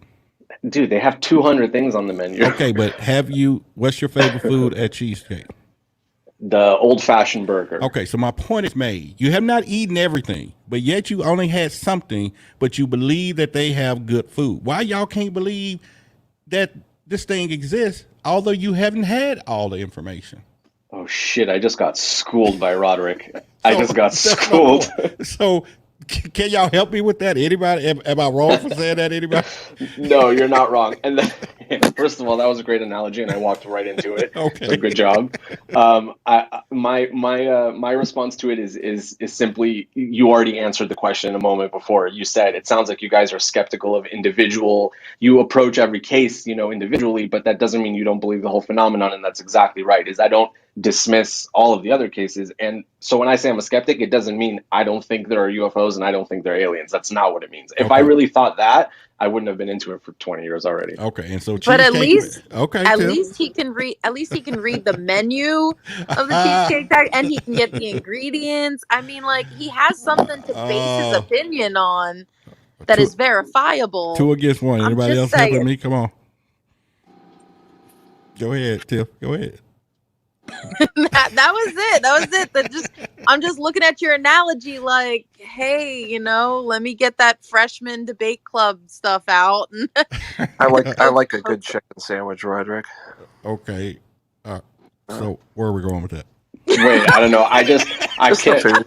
Joshua, I just want to tell you, when you said I love a good chicken sandwich, I was thinking about your chicken profile photo, and it made me laugh. Yeah, I'm looking at the dog now. And I'm like, where are we going with that? Go ahead. All right. Well, either way, we'll look at the menu and I just thought about the analogy because it's just like, okay, we tried everything at the restaurant, but yet we can tell everybody it's my favorite restaurant. So I'm saying at some point you guys got to come on board that there's some shit out here and you know what? We're not alone, period. And now I'm not saying we know who and what it is, but I'm just saying we got to come to the fact that, all right, there's some things that's happening.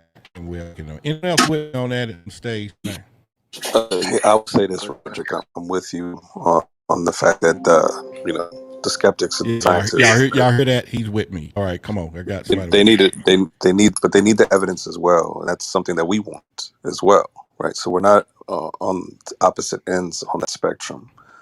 We want to see the proof just as much as they do, so they can test it and do whatever they want with it. What needs to happen is, because I believe the data is there. I believe the evidence is there. I believe the HD quality videos exist. We just don't have access to them. It's top secret clearance, and whoever else, they have access to it. So what needs to happen is, and hopefully this is what the report is, it causes at least some kind of, well, hey, why are you guys hogging the evidence? This should be in the hands of scientists, not the military, not the government. It shouldn't be hidden. It should be open to the public. It should be in the hands of the people that actually study this, physics and everything else that these things are possibly defying. So to me, it's like, yeah, we skeptics and scientists, they want proof. They need the data. They need, to be able to test it, touch it, see it in action, touch a body, whatever. Yeah, we all want that, but I think hopefully, this causes enough stink or enough, some kind of uproar. So there's pressure on the government to try and release some of this stuff, or at least have some scientists, whoever that are working on this stuff, under the radar, have the guts to kind of whistleblow. All right, okay, And that's can I? that's the way he twisted right back in me. I got you. Go ahead, Ben.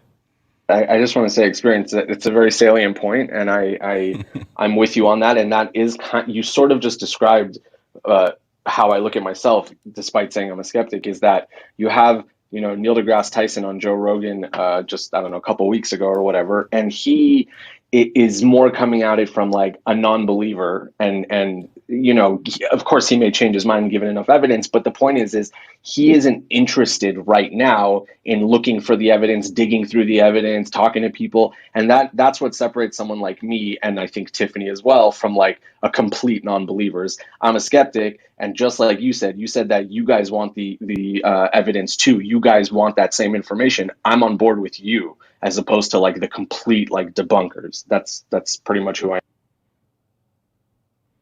Okay, all right, that's well put and experience well put, and everything else. And Sakina was doing the mic thing, so I'm going tap Yeah. tap tap. Okay, I'm getting there. But go ahead. Yeah, thank you, Rod. I actually believe that there is so many people, they do believe that there is something strange is happening right now. But some of them, that once they see the proof, just like they make sure that all of these things that they thought about, it's real. And the other half of the people, they might be just being shocked, scared. They are not ready to see these kind of proofs. So I do believe this. There is two kind of people. One, the seekers, and the other, once they see the proof, they maybe get panicked or scared. I don't know if you do agree with me. Okay, well, I agree that what Ben is saying is that when we say it's raining, and he walks outside, and just because he doesn't see the rain and don't get wet, that it's not raining. And till he gets wet, then it's raining, right, man? Yeah, pretty much. Okay. Pretty much. Yes, And definitely yes. I Okay. don't. and I also you're right, once I get wet it's raining, but I also believe the weather report, and I do believe if it's raining in on the other side of the globe. Okay. So Yes, all right. yes, So yes, Ben. okay, all right. I'm just trying to put some context to it all because Yeah, my let me see some oh man, now I'm not going to be able to say it. Meteorological data, oh my goodness, that is verifiable, and then I'm all on board that what you say is that it's raining. But if I'm looking everywhere and there's no reports of rain, and you can't show me a bit of evidence, no video, no nothing, that it's raining, then I'm going to say, well, you know what, you believe it's raining, so I'm here to help you investigate that rain. But I'm not going to say 100% that it's raining. but if I turn around and But gave not you a like in map, Kuwait, Tiffany. But not like in Kuwait, Tiffany, because especially in Kuwait, once you predict the weather forecast, what it's gonna be happening during the day, it just like in the early morning they're gonna tell you that we're gonna face a dust storm or whatever. Within a few hours there isn't storm, or just like a walking dust storm. It's not that much.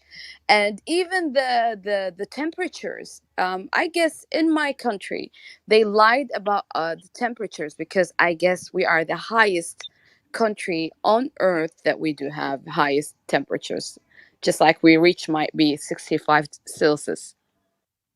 okay, all right. So at Hey, this point, Tiffany. all right, who we got down there? So sorry, Yes. this is Ronald. Ronald speaking. Say, Tiffany, just curious, what would be acceptable forms of evidence to you?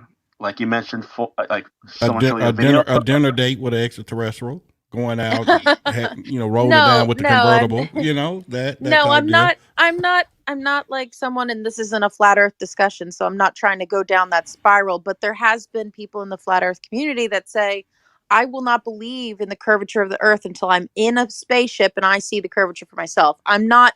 I'm not of that. I can accept, other people who are credentialed people, and reports from scientific sources, and believe in the curvature of the Earth. And I believe the same thing with extraterrestrial, or some people believe interdimensional, or some people believe in the breakaway civilization theory.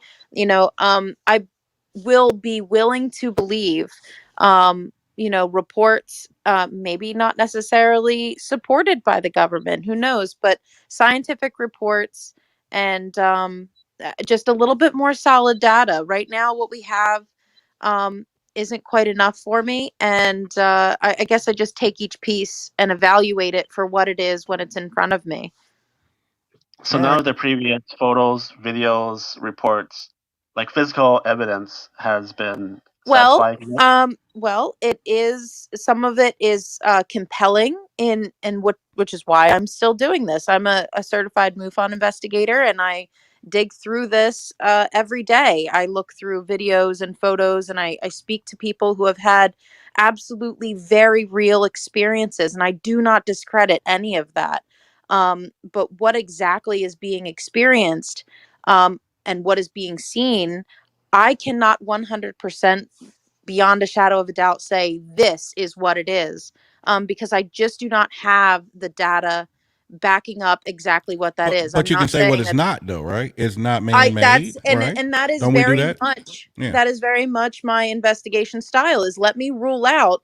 And I have had dispositions where I say, I don't know what this is. This is an unidentified aircraft, and I can't identify this, and this is something that's got to be either kicked up or put aside until we can get more information, because I have this photo in front of me. I've checked flight records, I have checked weather reports, I have checked celestial bodies, I have run through every piece of data that I can say 100% that it isn't any of these known things. So I don't know what that is. Now, that doesn't mean that I'm saying this is an alien. I'm also not saying that this is a black project craft. What I'm saying is I can't identify exactly what this is and tie it down. 70% of the cases that MUFON gets are able to be identified with man-made or natural phenomena. So Right. it is pretty, high up there, that a lot of these things, and sometimes the reporters don't necessarily agree with our dispositions, because they believe what they've seen is a lot greater, and it turns out that it's something else. But to answer your question, my burden of proof, I guess I'll see it when I see it. But before I get there, I'm going to continue to just evaluate the evidence for myself and respect the people and what they believe, when they present it to me.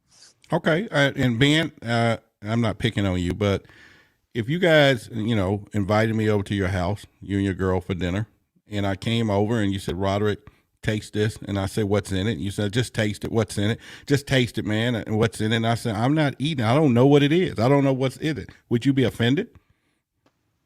Maybe. I don't know. It's a good question. Okay. Maybe.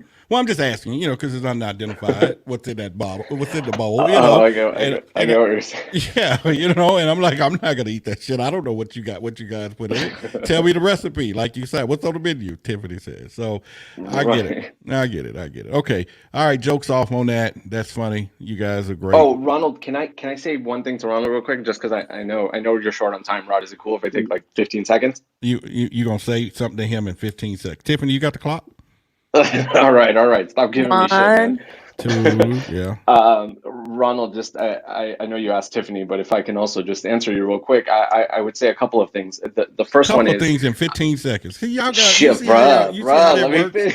Go ahead. Go ahead. Go ahead. Go You ahead. know me, dude. I'm a liar like that. Yeah. Ronald, what I was gonna say is like if I said to you, okay, well, you're saying, are you not swayed by the preponderance of evidence? I would say to you, okay, what is your best evidence, Ronald? What is the best? And you don't have to answer it because we don't have time. But what is the best evidence that you have seen, or that you can show me, or that you have heard about? And I guarantee you that whatever you think is the best evidence ever, okay, is not gonna show something that any Joe Blow can look at and be like, oh my God, that's whatever. You might point to some FLIR footage of something moving with, so my point is, yeah, there's a lot of pieces of evidence, but like Tiffany said, a lot of them are explainable. A lot of them are bullshit too. And then, the ones that are really anomalous, they're not conclusive enough to say this is not this or this is that. That's all I was going to say. Thank you, Roderick, for letting me jump.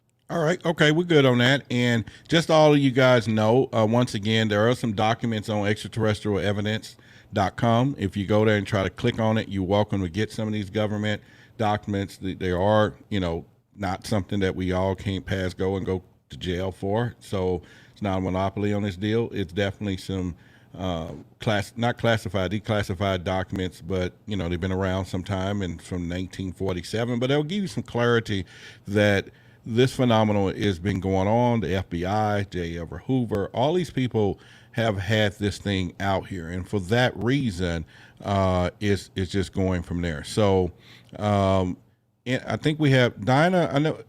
what you been clapping that mic too? Because if you have, I am just gonna No, just.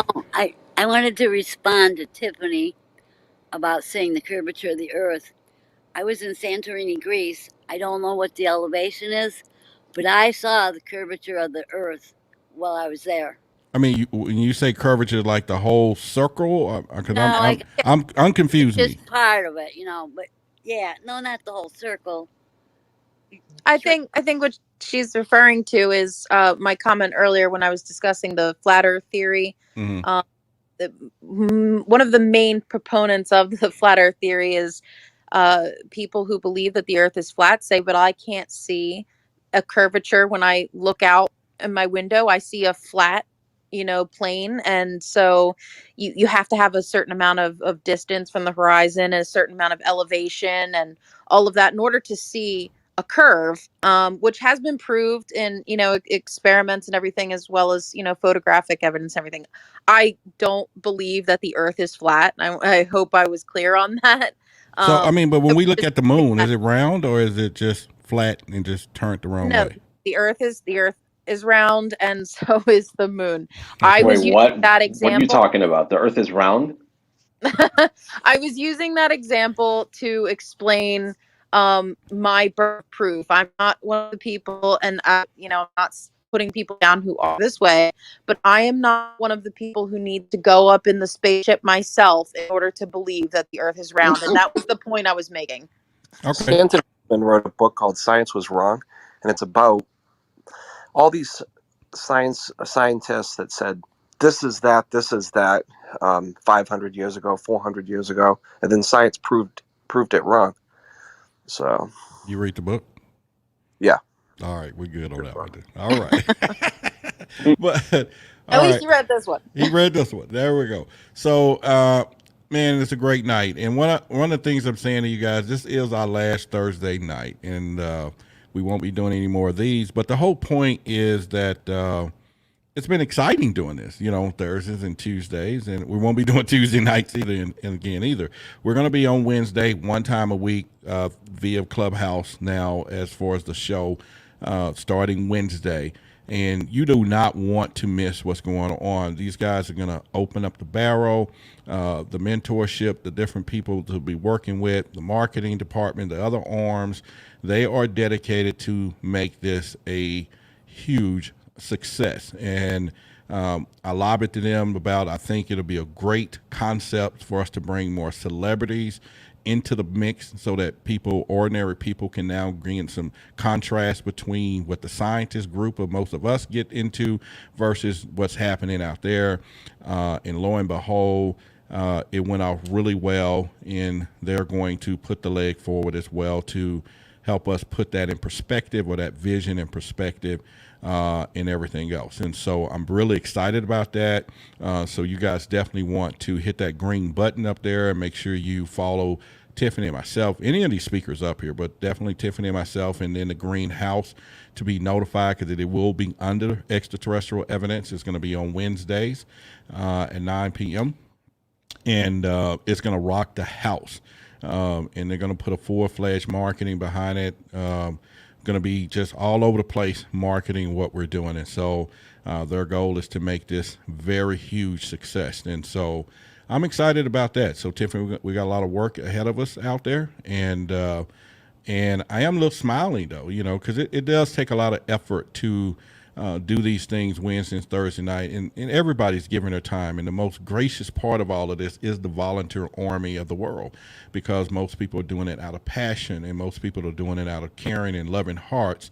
And it allows us all to be here on nights like tonight. It allows all us to share all of our time and experience with one another, because we could have been anywhere else, all of us. We could be anywhere else, but we all chose to be right here in the moment together. And that's what's so important about what goes on as well. And so, but it does take time, to do this, and research and all the different parts. But to that, saying that, but we do appreciate, without you listening, we have nothing to say, right? And so therefore that'll go back now to one of those things. So, in saying that, again, if you want to make sure you get on our text list, you make sure you do that.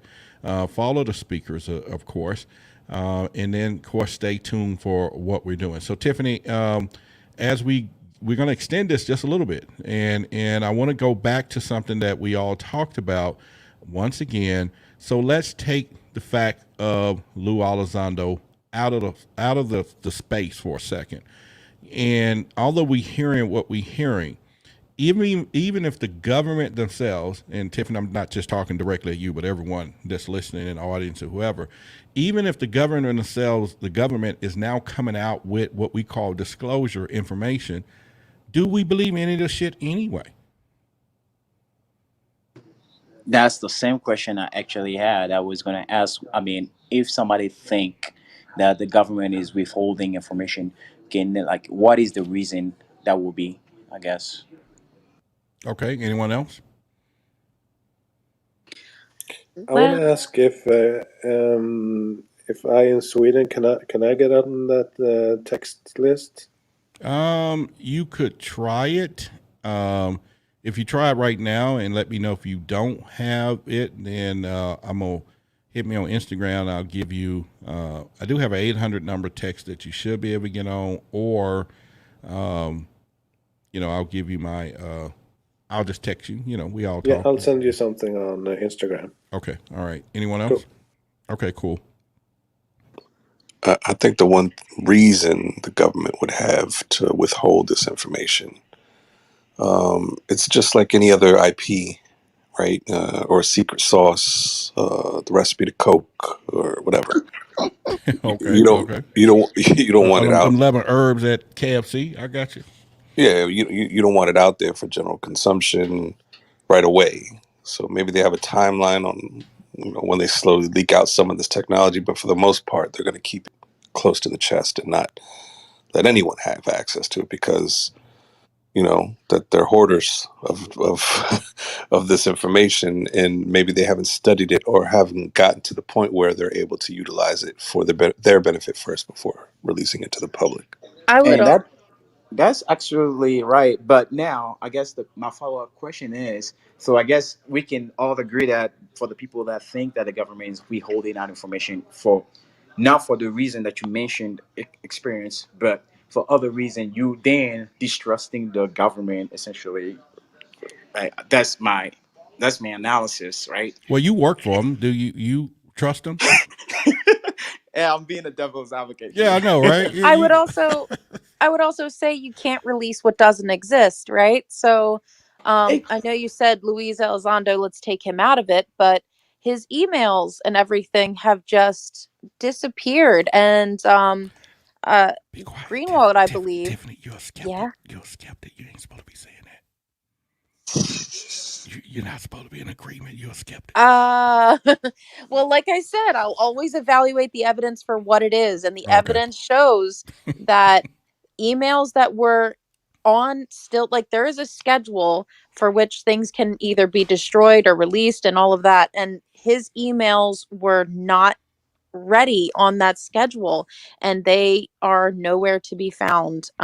So You said they classified were ready information, or not ready? they were not supposed to be destroyed, if that puts it plainer. They were not supposed to be destroyed. John Greenwald did on the Beyond the Black Vault.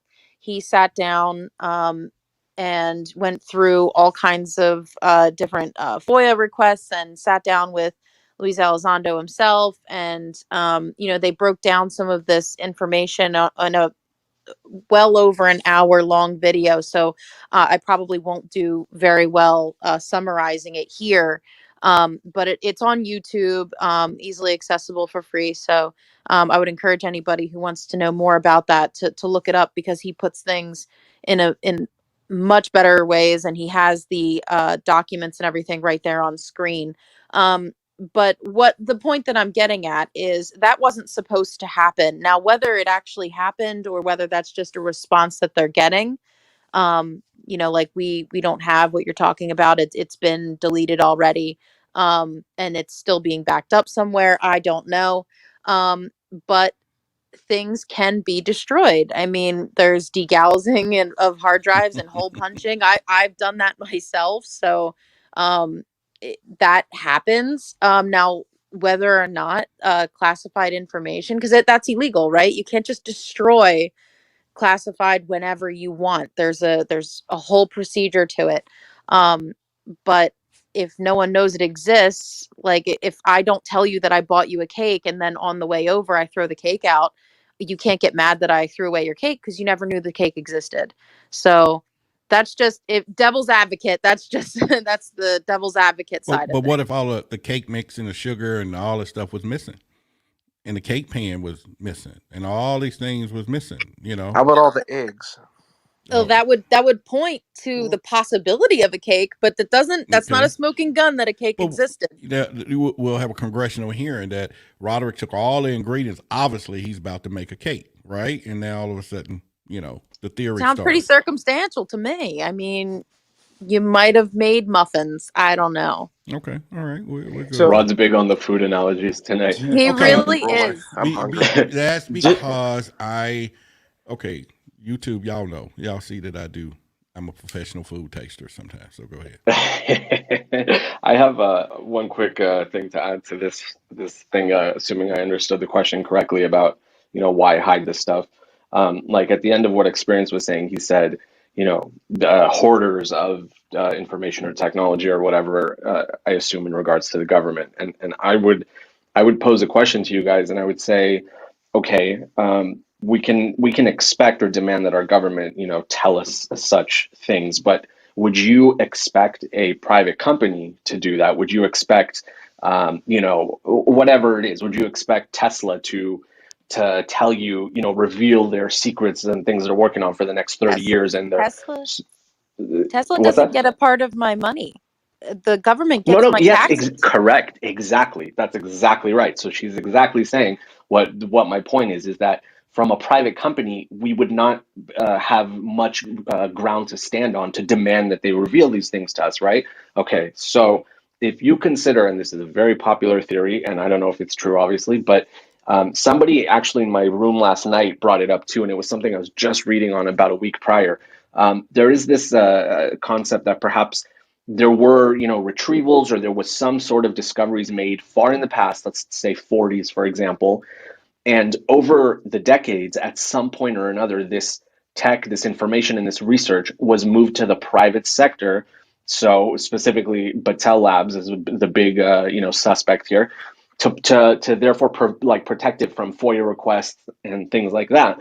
So if this technology at some point in the last, couple dozen decades or whatever was moved into the private sector, I mean, we wouldn't expect a private company we would want them to, but we wouldn't like demand it and say that they're doing something illegal by not telling us. And if that is indeed what was done, and it kind of goes with the breakaway civilization theory as well, if that is So, indeed what was done, and the tech was moved to Battelle Labs, just as an example of a place, I mean, then at this point, over the so years do that have you passed, believe isn't the it? government? I think I it's got an answer possible. for that. Hang on one So, Yeah, second, go ahead. Hold on, Hurley. Do you believe it, Ben? No, I think it's possible. Well, I the don't reason I'm know. saying is, you know how we talk about disinformation, right? And Yes. here you are passing the information on. Now, are you saying it was credible? Not, you believe it or not, but yet it's part of our discussion. So how do we look at things like that? So even though someone said it in another room, or now by you validating or bringing it up, is that still your stance too? Or this is how we move these things along? You get what I'm saying?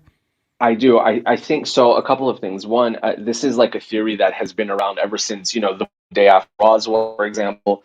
I don't remember who wrote that. Was it Corso? Maybe I don't remember. But that book kind of suggested that perhaps the technology recovered from the Roswell crash is what led to huge technological innovations and discoveries and blah, blah, blah. I mean, those things would have been done in the private sector. So Okay. it's not necessarily something that I think most of what we're all talking about tonight is theories and hypotheses. And I just think it's another one, and I don't think it's out of the realm of possibility. If the government really did recover, ET tech or something like that, then I think it's highly, highly possible, if not probable, that at some point it was moved into the private sector. All right. so Heck Hurley, go yes. ahead, Hurley. regarding that, so any government property cannot just be transferred to a private sector. that has to be done by Congress. Like that's the way it goes. When the government Well, who sells, said like that they may not weapons. have done it in the middle of the night? We don't know, right? Voted No, on it or no. I something. mean, so to finish, right?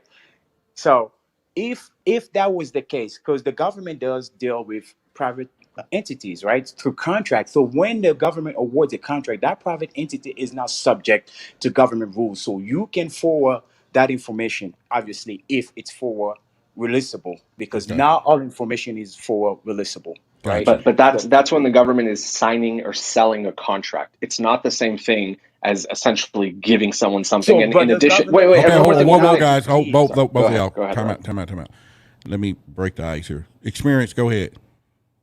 No, I was gonna. Erlen was touching on my point was if there is a government contracted company, and there are plenty, right? Lockheed Martin, Boeing, SAIC. These are all companies that work and take government contracts. If the government is paying these companies, that's our tax dollars. That's our money, right? So if we should have access or have the say to have information presented to us on some level from any of those contracts if we're paying for it. Okay, That's I'm what with you on Yes, that. I tech can be moved, but money trails they're still there. They still should be there, I should say. All right, Ben, go ahead, and then Hurler next. Go ahead. yeah, I just again that's kind of like what experience just said. If they're paying them, it's our tax dollars. We should know. I agree with you. Oh, But I would also posit a question to you, and that is, when the F/A-18 Super Hornet or the F-22 Raptor was being developed by Lockheed, our tax dollars paid for that. Do you expect that we can demand from Lockheed Martin to see the inner workings and how they developed what they developed? No, not really. And one other thing I would add is if what we keep talking about is they should tell us or we deserve to know, and I agree with all of those things. But if there is a and government if it was that a has fifth, a if was a fifth, we all be drunk. Or if was a brick, or if a dog had a square, whatever, he'll shit bricks, all that kind of stuff. But go ahead. Right.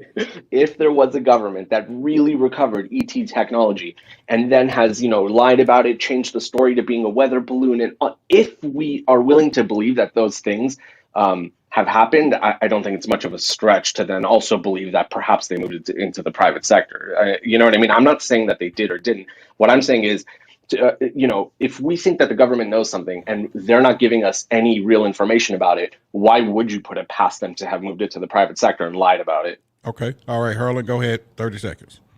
So just to say, Ben, I was not contradicting you. I'm with you. However, I'm kind of sticking with the logic and reality what happens. So the government can't just give out government property. It just cannot. It's legally not possible, Do, right? do you get So, a paycheck so from the government, Hurler? I'm sorry. You get a paycheck from them, don't you? Yes, I do get pressure for the bet. I'm not gonna speak lies to you, okay? Right, right. You I'm know, with you. I'm with you. I was just yeah. saying, So you know. yeah, so the government can just hand over government property to a private entity, all right? So either through sale, through contract, and then speaking of contract, even contracts are classified. Certain projects are handed over by all these uh, businesses that you just listed, and all of them develop a lot of those special programs. They work on it. However, they still fall under government regulation, and if they're working on classified information, they'll be given classified security clearances to work on those projects, and those projects also classify at their hands as well. But All yeah, right. that's just what I wanted to clarify. All right, Tiffany. We're gonna go on just a little more minute. So, since this is the night, good night, sweetheart. It's almost time to go. Come on, chime in. Dun dun dun dun dun. But either way, if you want to turn your hands on, let a couple more come up. I'm just feeling so wonderful, but we are gonna go in a minute because I ain't got but 16 or 12% on my phone, and it's not. I don't even have a charger. So one way or the other, the lights will go off. But here's something I want to bring up though. One of the things is this: in the new space program, and maybe y'all can kind of go from there. But if you look into the past of it, when President Trump at the time put all this in effect, and one of the reasons or part of this thing that's in the congressional or coming out in Congress is that the Air Force now, if I'm not mistaken, is going to take over or be the part of the new Space Force. But eventually they're going to operate separately, but just like the Marines and the Navy, the Air Force is going to be here. But there is a provision, and anybody can correct me if I'm wrong, but there is a provision that says one of the reasons that they are moving this space program and then also part of the disclosure is that not only they need the information to all come from all these different departments to better the Space Force, but because it's going to be public and it's going to be part of public consumption, that it also moves this into the area that now that that there will be a law or something in place. If I'm not mistaken, I read it, that no company that makes any products or have any program for anything going on with the space or anything cannot even do it anymore without permission of the Air Force starting in months to come. And I'm going to bring those. I actually read it, and it's in one of the forums because that damn package was 5,700 pages, and I actually got a copy of it. I was going to put it up tonight, but part of that is coming to where all of these companies got to come to a point, hand over all of their information. Of course, they're saying that the Air Force has about 90% of all of the UFO stuff, and they all got to hand it over.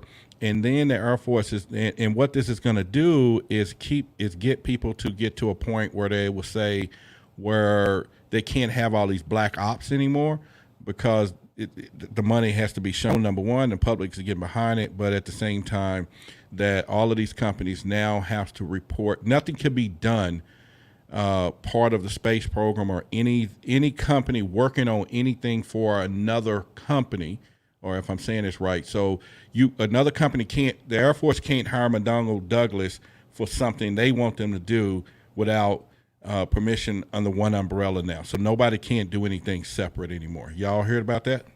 Well, if not, you heard it, but you know. I personally haven't, and I'm kind of went out and reviewed the current. I mean, the one that's being proposed right now, the National Defense Authorization Act. You know, and it kind of break down all what the services are asking as far as monies goes and what the justifications are. I didn't see that, at least on that, so I will have to kind of try to find out that document that you're talking about. Yeah, But I'll have it. I'll get it up for everybody next time. But yeah, it's in there. It was Trump and them put it together before he left office, but it was intended for the Space Force, and that now part of what's happening now, why they're making all of this come together, all the disclosure, which actually been playing a couple of years ago. But the whole point is now that we can't have an effective Space Force without that particular division of the military having all the information it needs to be effective. And why would we want the Air Force over here, the Marine or the Navy over here not share it? Now that it's all moving under the Air Force, I think the umbrella, and then eventually he even said it, Trump even said it, that they're going to then operate independently at some point. But now that they're saying that they won't allow any of these companies to make anything for any of our branch of military without all of them or the Air Force knowing who is making what for who, and if any public dollars is going to it, they can't do that anymore.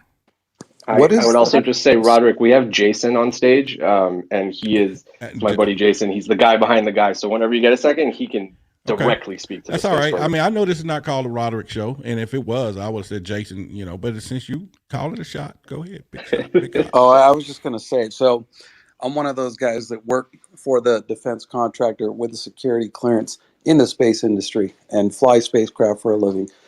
I haven't heard any. You fly spacecraft, you said? I do. Yep. I have been for 22 years since I was a kid. And I was in the Air Force in Space Command, actually.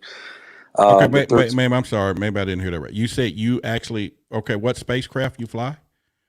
I fly 3 of them right now. I have been for 22 years. It's a job that I did in the Air Force. I learned it first before I got my degree, and then kept going as an engineer. But what it is, when you say you fly a spacecraft, what it is, you send commands to the spacecraft and operate it from the ground, and that's how it works. So it's nothing. It's the best way I could describe it is you send commands through a ground station, And all spacecraft have different orbits. They have a payload on the bus. The payloads are instruments. The bus is what controls the spacecraft. So to control that bus, they need engineers like me who send commands to the spacecraft and control it. But speaking, just like I said, just my background, I was in Space Command before it was Space Force, and I was in one of the squadrons there. You can look it up online. It's where I was at Schriever Air Force Base with the Third Space. I'm a Peterson, so I know exactly what you're talking about. Yeah, you know what I'm talking about. So I was out at now they call it Delta 9, Third Space Operations Squadron. It had deactivated and it reactivated, so that's good news. But what I was going to say is that I haven't heard anything come down the pipe in industry where Air Force, or I should say Space Force, which is essentially a corps, the same way the Marine Corps to the Navy, have control over things like that from a industry standpoint. And the reason No, I it's say that, the Air Force they're saying that the Space Force is going to be underneath the Air Force like those it others. is Yeah. just some, And but the some Air Force will background have on that. that. And I don't know if Herlin or knows anything about So this, but 20 years ago, Hold on, Harry. it, Yeah, we Tiffany, where you at today? Where you at? Where my girl? I was just going to say that Help the me out. Space Force concept had been something we were discussing back in 98, 99, in that time frame. They had originally, Congress had requested information. It should be on file online. You can look it up online, but they were looking into separating Space Command from the Air Force because the mission is so unique and it's not like regular Air Force. So if you have, like, at the time, it wasn't like we were under 14th Air Force. It is so different, flight line operations compared to Space Command. So if you get a guy that's working on a jet engine and transfer them into my old career field, it's totally different. Like the culture is different, the skill sets are different. It's just very, very different. So, but yeah, so it was just a core to specialize those skill sets. So a guy like me who goes in the Air Force and does strictly flight operations for spacecraft for NATO, Discus, and UHF. And Discus 3, they're all communication birds. They're sitting on the equator. And DSP, sitting on the equator, surveillance. It's a specialized skill set, and it takes a long time to go through the schools. It's the same as, it's essentially a year from basic training. I think it was 2 months of a space fundamental course at Vandenberg Air Force Base, and then 6 months just learning the vehicle before I got to the squadron to get certified. So it's a long process. So, and that's what it's so different from the rest of the Air Force. And at the time, it was emerging along with cyber as being something we needed to have. And that's where the start of Space Force comes in, because it was a really, really different thing. In fact, when I went to my first Air Force recruiter in Newport Beach, California, he had no idea what I was talking about. I said, I want to join Space Command because I had seen a poster when I was in college at UC Irvine. And there was a guy with a blue flight suit on and a leather jacket, which eventually was my uniform once I earned it. And I didn't know what it was. And I saw this rocket in a ground station. And I had always been into mathematics and science. And that's how I got in. And my job on the Air Force is Space Systems Operations. Okay, And so help me out here. yeah, So take us where we're going with it, and and I'm just saying, and yeah, I was just gonna. yeah. What I was gonna say is that I was gonna say it's just very. I don't know if it's so much overarching, like it's some bad thing. It was just a division of resources and labor. So I would take that into consideration with some stuff, because usually everything that comes up, and there's a budget trail. It's expensive. It's just it's a pain in the ass. And as now that I work as a civilian engineer, all of this stuff, just to get something built, is years in the make. It takes massive. I do some of that stuff on as part of my gig now. It's just, yeah, there's a lot that goes to it, and I don't think it's so. Um, I don't know. Industry, we're always So working with the I have a government. question for you, Harlan, as well, Yeah, go for together. Since we're finding out that everything in our government, especially the military, is compartmentalized, or am I saying that right, Tiff? You got my bag up. Compartmentalized. Yeah. Compartmentalized. it. How would you Yeah. guys know anyway? They're not going to tell you guys what's all going on deliberately. Am I correct? So Anybody with a SCI, I'll give you an example. If I'm flying a program for my company, that is funded by the Air Force. I don't know what they're doing at Fort Bragg or down at Norfolk with Okay. Navy SEALs. You know what I mean? So it's totally different. Yeah, you don't know. You only get access to what you need. Like if I have security guards come in and they sign in, I watch them. They turn their head away from what I'm doing and they go out. It's stuff like that. You don't need to know. Yeah. You only know Yeah. what you're supposed to. Yeah, I used to have a top secret clearance when I was young. I worked Yeah. with the government. We built the HARM missile back then, and that was the high speed anti radar missile. But I Yep. we worked on the guidance system, and yet they wouldn't let anyone know how all these things. Of course, they wouldn't let one part put this whole missile together. One place only specialized this. We didn't even know where the stuff was going. There were some times we would ride down here in Dallas area. I was young at the time, but of course I was, right? And so they really hid the fact of all of these things. And where I'm going with this is just like anything else. They deliberately didn't want one faction to know anything about the other, so one person wouldn't have the entire story or the ability to put something together. It was just like, no way, this was going to go down. But Harold, real quickly, you were saying. So two things. I'm circle back to what you were saying, Roderick. You had a little bit, there was some truth what you were saying regarding how regarding the Space Force. Essentially, what's the mandate is the Space Force is supposed to provide, capabilities and forces, right? So they wanted everything that the Air Force Space Command and the Army Space Command were doing, which is, space sensors, satellite, all that kind of stuff. They want to give it to a branch, a dedicated branch that will train people exactly Right, for that, to right. support the combatant commanders. Like I believe Jason was saying, he worked at Shriver. Shriver here is pretty much, I work for NORAD, and our commander is responsible for missile defense. One of the battalion is a Shriver, the guy that shoot the missiles down. Right, they're right there. They have nothing to do with what we do, right? But we rely upon them if we call upon them to do whatever we need them to do, right? So it's kind of like that's kind of how things are broken down. And regarding having access to multiple, I guess, classified information, there's certain places where you work, like big command centers. Like I was at the NMCC, the National Military Command Center. That's at the basement of the Pentagon. That's where everything from every command and commanders, different U.S. government agencies, and what all of that kind of come in there, because that's the command and control post at the national level. So that information is kind of fed to that. It's called the NJOIC, the National Joint Operation and Intelligence Command Center. So it's there, and then they get everything from from what's happening here in the U.S. to or worldwide theater, space, whatever you name it. So there's places like that where you can be, and you will be exposed to some of these things, not all of it, but most, the bulk. I mean, sometimes it's just awareness, like Justin was saying. You have that clearance just so you can walk, like this. He said, a security guard, just so he can walk in where Justin was working. He doesn't need to know, but he's giving that test because he's within that proximity. So he might have an idea what Jason does, but he doesn't know what Jason does. So that's kind of what I was just gonna add. Okay, all right, great. That's great. Guys, we got 13 minutes left. 13 minutes to the top of the hour, or 13 minutes to the last of the alcohol that we don't serve. Any kind of thing we can put it, but we're going to be taking this to the house because Tiffany is actually an hour ahead of us. And whenever I get like texts with a, like a snoring look or something, even though she had did this, but I know she'll be ready to go to bed. I'm super engaged in this conversation, actually. Okay, all right, all right. I got you. Husband working late tonight. I got you. Okay, yeah. No rush to get upstairs. I got you. Okay, we're good. All right. So, anyone else on stage want to bring into the current conversation that we're having? So please.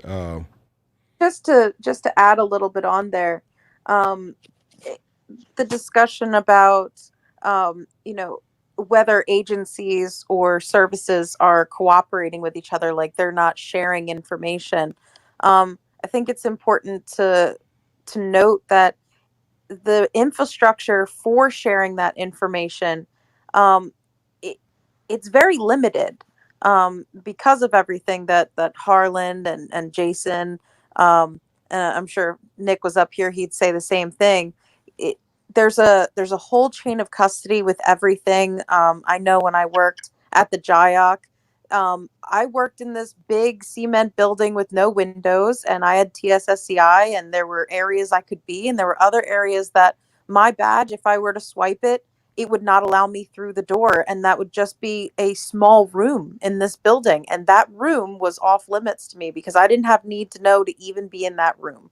So, you know, it's not necessarily that there's any government or specific agency that isn't like kind of playing ball, but I think it's more that they don't have the ability to play ball without the infrastructure there. So if in that bill, we've talked before in previous rooms about the COVID bill establishing some type of, funneling of information to a centralized hub, that would be amazing. But that's what would be created is more a infrastructure for sharing relevant information, kind of like air traffic control needing to know what planes are in the sky and what directions they're going in order to orchestrate, the best services possible for everybody. So that's just all I wanted to add. All right, okay, guys on YouTube, we have an audience there, and I want to appreciate. Make sure you guys follow, like, and share all those buttons. Hit the alert button on YouTube videos as well. Renee on YouTube says Space Command is the Air Force, and then someone else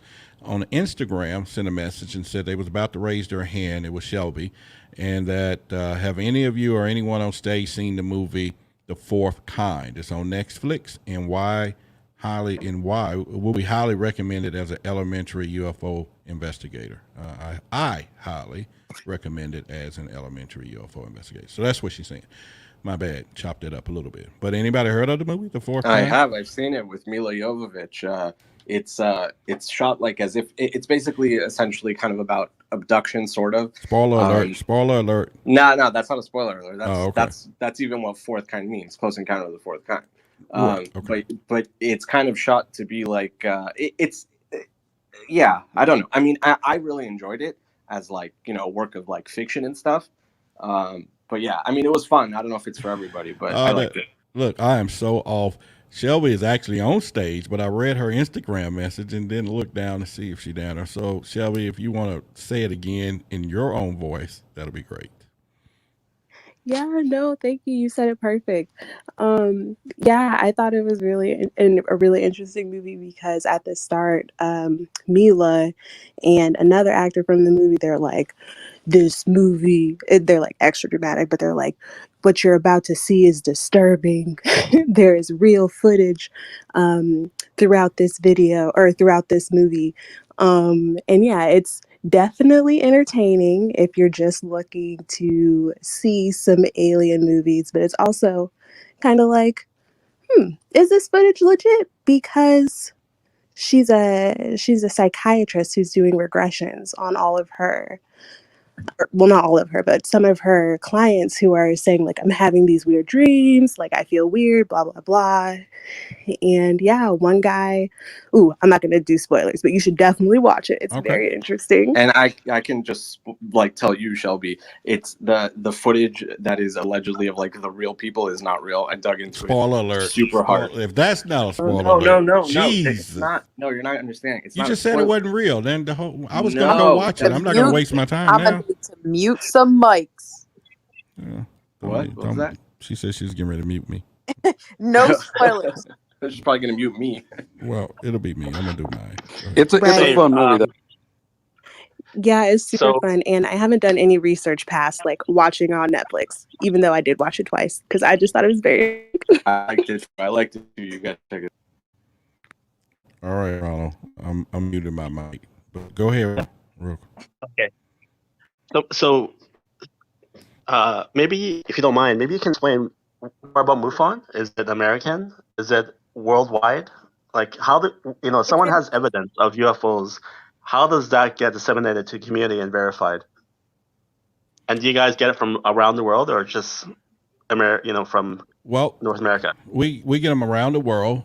Samantha's in the audience. She's a MUFON investigator. Tiffany is a MUFON investigator. Just real quickly, MUFON is a national organization, and what happens when people do report international, I'm sorry. When anyone reports, it does go into our CMS database. Then it is then routed toward the area where if it was in the United States. It'll go to wherever 50 states that the report came into. Then ultimately it's given to the state director. The state director then looks regionally at where it is, and then it disseminates all the way down to the closest investigator in that particular area that they have signed in the region itself. So I don't know if I answered that, but that'll be close enough. And is it the body that's recognized in the world as being the authority, or is there multiple bodies? There's Because I know multiple. like different areas have small UFO clubs that like there's one in my area. In fact, A MUFON is in your area where you live? it's not a MUFON, or rather, I don't even know what they're called, but there are a bunch of UFO Well, enthusiasts, prophetic, experiences that they talk about. There's a lot of So agencies. Oh, go ahead, Tiffany, before she mute my mic. She's gonna mute my mic. to answer, I'm not that mean. I was I playing. don't know why I'm muting myself. And I'm on YouTube. They'll see I got my head down like I'm getting spanked. I'm like, I'm gonna mute my mic. But go ahead. Go. Why am I afraid? But go ahead. I can't reach you. Anyway, MUFON is an international organization, and there are multiple organizations. Like you said, there's local organizations, there's other international organizations. But MUFON itself is recognized in the UFO community. You can, go ahead and look it up on its the website and everything that they have. But it's not, I wouldn't say that MUFON is like the end all be all of everything, because not every report goes through MUFON. It certainly does get a lot, but there are, like I said, other agencies that also receive report. Well said. Well said. Sam, you want to input on that? I brought you up just to give us some MUFON support. Sorry, I had to come off mute. Yeah, I was just going to say, I think MUFON's really good about, investigating. And I mean, Tiffany talked about it earlier, trying to be skeptical and to really, find out what it could be. So you're a skeptic too? I'm not a skeptic. I'm actually not. But I just got a new case. I had two last month, and I just got a new one today about two UFOs in Ocean City, Maryland. But I do believe. I definitely, okay, I'll put it out there. I believe. All right. But Now. I have been able to prove or disprove so many sightings that were airplanes or that were like J-Lens, blimps, and things like that, or satellites that. I can say I just feel like MUFON does a really good job of trying to do that and the training that's out there. So I side with Tiffany on that. Yeah, I feel equally as comfortable as when I look at flight data and I see, oh, okay, well, there was a helicopter in the area, or I contact a local base and I see that they had some type of operation there. I find I'm equally as comfortable when I have that definitive, like, it matches with the description or this video evidence. I can see the green lights on it. That's, the aircraft's wing, and this is the, exact time when it would have been flying over. And I feel equally as comfortable with that as when someone said, I had this like miraculous experience. I got this picture. It's really fuzzy, but I don't know what it is. And I can still say, like, yeah, well, you're right. I don't know what that is either. And I've checked. There was no aircraft in the area, and there was no celestial body that was recorded or anything like that. It still could be something natural that I just cannot identify, but I've checked all of the areas that we have to check that's available to me. And this person has checked everything available to them, and if necessary, you can always tap on other investigators that have more specialized things, for like photo analysis and that sort of thing. I don't specialize there, but basically I feel equally as comfortable when I say this is unidentified as I do when I say this is this aircraft at this time. I hope that answers a little bit better. That answers it. That's good. That means you're converting from skeptic to believer. I hear think it I in you. just have a Yeah. healthy burden of proof there. Yeah, I know it works. It really is. I get it. From okay. One sort of tongue in cheek follow up question. So where are you guys on David Icke and on X-Files? if you look at my YouTube video behind me, there's You mean X-Files, the series, the old one? Yeah, the old one. Well, I mean, if you watching me on YouTube, you'll see a big old poster right here of X Files. I want to believe, and I think that we can go back to all the Hollywood stuff, Ronald. Now that all the movies, all the telegraphed of Hollywood, making movies, the stories of the connectivity to some of these TV shows, to all of that. So even with X Files, some of these things got to come from somewhere, whether it's rumored stories or preparation to get us to be acclimated to some of these things. As far as the person, I don't know who that is. Do you mean you don't know who David is? Hold on, Ben is getting ready to. Well, do you want me to answer? No, I don't have to. No, I didn't. No, we don't. We really don't. We don't want you to answer. We just want you to share the information with us. We don't want you to see if you answer. It's gonna be long. But if you tell us that he's a guy, he's 52 years old, his social security number is such and such, that's an answer. He's the guy who pushes the whole reptilian theory, people in power, there are reptiles and stuff. And I would also say, just on a personal note, that he's super anti-Semitic, and he's also a little out there. So, I mean, whatever. I just, it's not the anti-Semitic part that makes me not listen to him. It's the reptilian part. But that's just me. I could be wrong. And there we are. So, okay. I love it. So, guys, listen, let me do it like this so we can kind of get into point here. It is that time. It's the top of the hour. And please, if you are in the audience, follow Tiffany or myself or any of the speakers up here. Give us a follow because it's going to be really important to us that we're making a difference to you, that you say, you know what, let me just follow these people around, whether I believe, skeptic, or whatever they're saying, and all those good things. But, I enjoy our Thursday nights. But again, this is our last one. We're going to be moving to Wednesday once a week, now that the show is now going to go live with Clubhouse's backing and what we're going to be doing. And we are going to have celebrities and stuff here. I had a Rick Roundtable meeting about that today, and I think it is time. So we're going to bring some people out the woodworks to begin a process of coming forward, sharing their stories, and then at the same time coupling the stories with the facts, with people to bring all this together. So what I mean by that is that we're going to have enough for you scholars who says, you know what, Rod, I've heard everything and there's nothing new under the sun, which is not. And for you new people who are saying, man, I'm new to this, what's happening, I want to get more information. And for those people who are saying, man, if Shaq can talk about it, now I can too. And so we're going to do the movement. We're going to do our telescope thing. We're going to make sure that we get hands and telescopes and children's and get them out here looking to the stars. And somehow, some way, that will be a mission of mine to do that, to help you, your children, other children, not to tell them about the reptilian story like Ben said, but to let them know that there's something out there. The question can be asked more and more of what we're doing and what's going on. And so I'm really excited for that once again. But like I said, it's been special. So Wednesday, 9 o'clock, you got to mark your calendars. You got to mark everything from there so that you know where we are with what we're doing here. And so again, follow Tiffany, follow myself.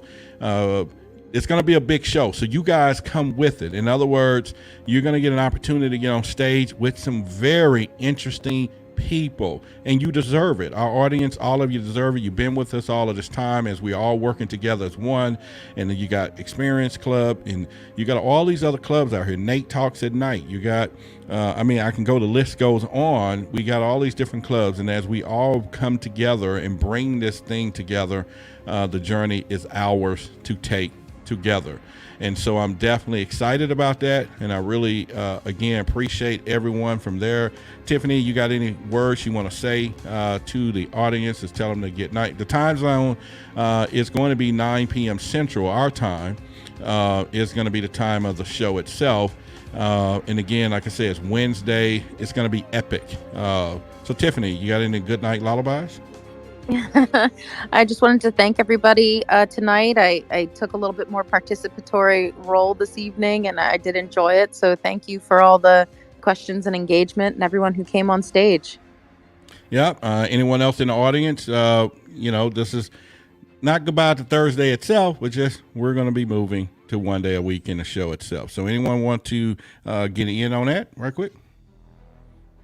Oh, I wanted to say, Thank you for the show, for your program. But my favorite movie of extraterrestrials is Paul. Paul? I watch Paul over and over. It's such a funny movie. Okay, I never heard of it, but sounds good. Anybody heard of Paul? I haven't, but Been a good time, Roderick. You're really organized, and I appreciate your club. well, I appreciate it. Like I said, we're not going anywhere. We're just getting ready to expand our global reach. And like I said, I had no clue of what they was preparing behind. But again, with 7, 8, 9 different people and different perspectives and different corporate lives and all of this, and it makes sense. They are investing in what we're doing, so why not? Make it work. And so I'm really excited about that and pretty much out. So I get a text from Faye. She's in the audience. She says, you got to watch Paul, one of her favorite fans. So we should have brought her up. She could have went more in detail about Paul. You know how we got people that want to come on stage and talk to us and stuff. Herlin, I really appreciate you, as always, giving us the counterpart perspective and not being confrontational with just being yourself. You've been a great person and I'm acting like this is the end of the end. We just moving to another day, right, Tim? Yeah, this is sounding kind of sad. But I better go ahead and put the crickets on instead, and shut up, How about that? But anyway, I was just emotional about it. I put a lot, I think, Thursday night has just been part of the thing. I can't wait to get her sometime. I run here and, you and I, we text and Ben, a lot of us talk behind the scenes, what we're going to talk about Thursday, what's going on, what you're going to do. And we'll just do that for Wednesday. It's just going to transfer to a different but it's day. going to be big. It's going to be bigger now. Exactly. Absolutely. So, yeah. It's going to be bigger. So I'm just saying, all of you are special, and some of you going to get on stage with some celebrity folks, and you're going to get to ask them some questions. So, and and for those of you who comes up here and all that, we just know you. And so how about that? So how about we end this room with the last not 2 words, but just like this. We'll get a little jumpy here. All right, guys, this is the end of Thursday nights, and this is the end of tonight's show. We're going to get off of here for sure, and you don't have to go to bed. You really don't, because you're a grown-ass person, and you can stay up as late as you want, because Clubhouse is 24/7, 12, 365 plus OT. The problem is you can't stay here, because Tiff and I is going to close this room down. So you can get the night, get some sleep, and get everything else, but come back Wednesday, and we're going to pop this thing right out the box. Start next week. And when I tell you we're going to give you something that nothing will be the same ever again as we have these conversations, that's our goal, to be doing that. Because as Tiffany we're going to tell you, we plan to be the boldest, baffling, belligerent clubhouse in the world. Of course, creating those captivating conversations that'll certainly cause controversy. And as always, we deliver that here. But always, like I said, you got my boy Experience down here in the audience. Get to his clubs too, Extra Paranormal Society, because this guy, he rock it, they bring it as well. But as a collective unit for all of us, it just means a lot from there. And so, from the bottom of my heart, I hope you guys get there on Wednesdays, 9 p.m. Central. Mark your calendar. Press the word. Get on the text list. You got to get on our text list and look at me and Tiffany's profile and get on there. It's very important, because there's going to be a lot of things that you're going to want to have access to. I do have a sit down with Lou Elizondo coming up in August through the TV show. We're having a 2-hour premiere that's going to be start filming in the next 45 days. I'm very excited to be one of the show investigator on that TV series. And so, man, it's just a phenomenal time of doing that. And so, Tiffany, with much love, with much appreciation, it's been a plum, pleasing pleasure, rather than a privilege. Good night, everyone.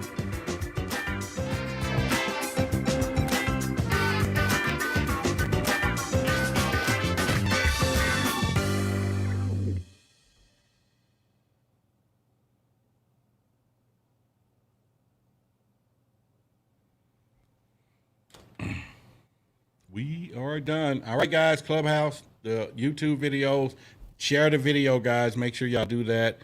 Thank y'all for coming each time here on YouTube at night. Go to get those documents. There's things up there for you guys to have. And again, I appreciate all of you in the audience and YouTube for being here. Just wonderful. And I can't wait to do more and more of what we're doing. Thank you, guys. I'm going to shut it off tonight. Hit the like button. hit that bell, thumbs up on this video. If all of you just hit thumbs up right now, that's 13. I should have said it early. We had about 40 or 50 people here at that point. But please go ahead and do that, and we'll get together soon. So good night, everyone. Okay.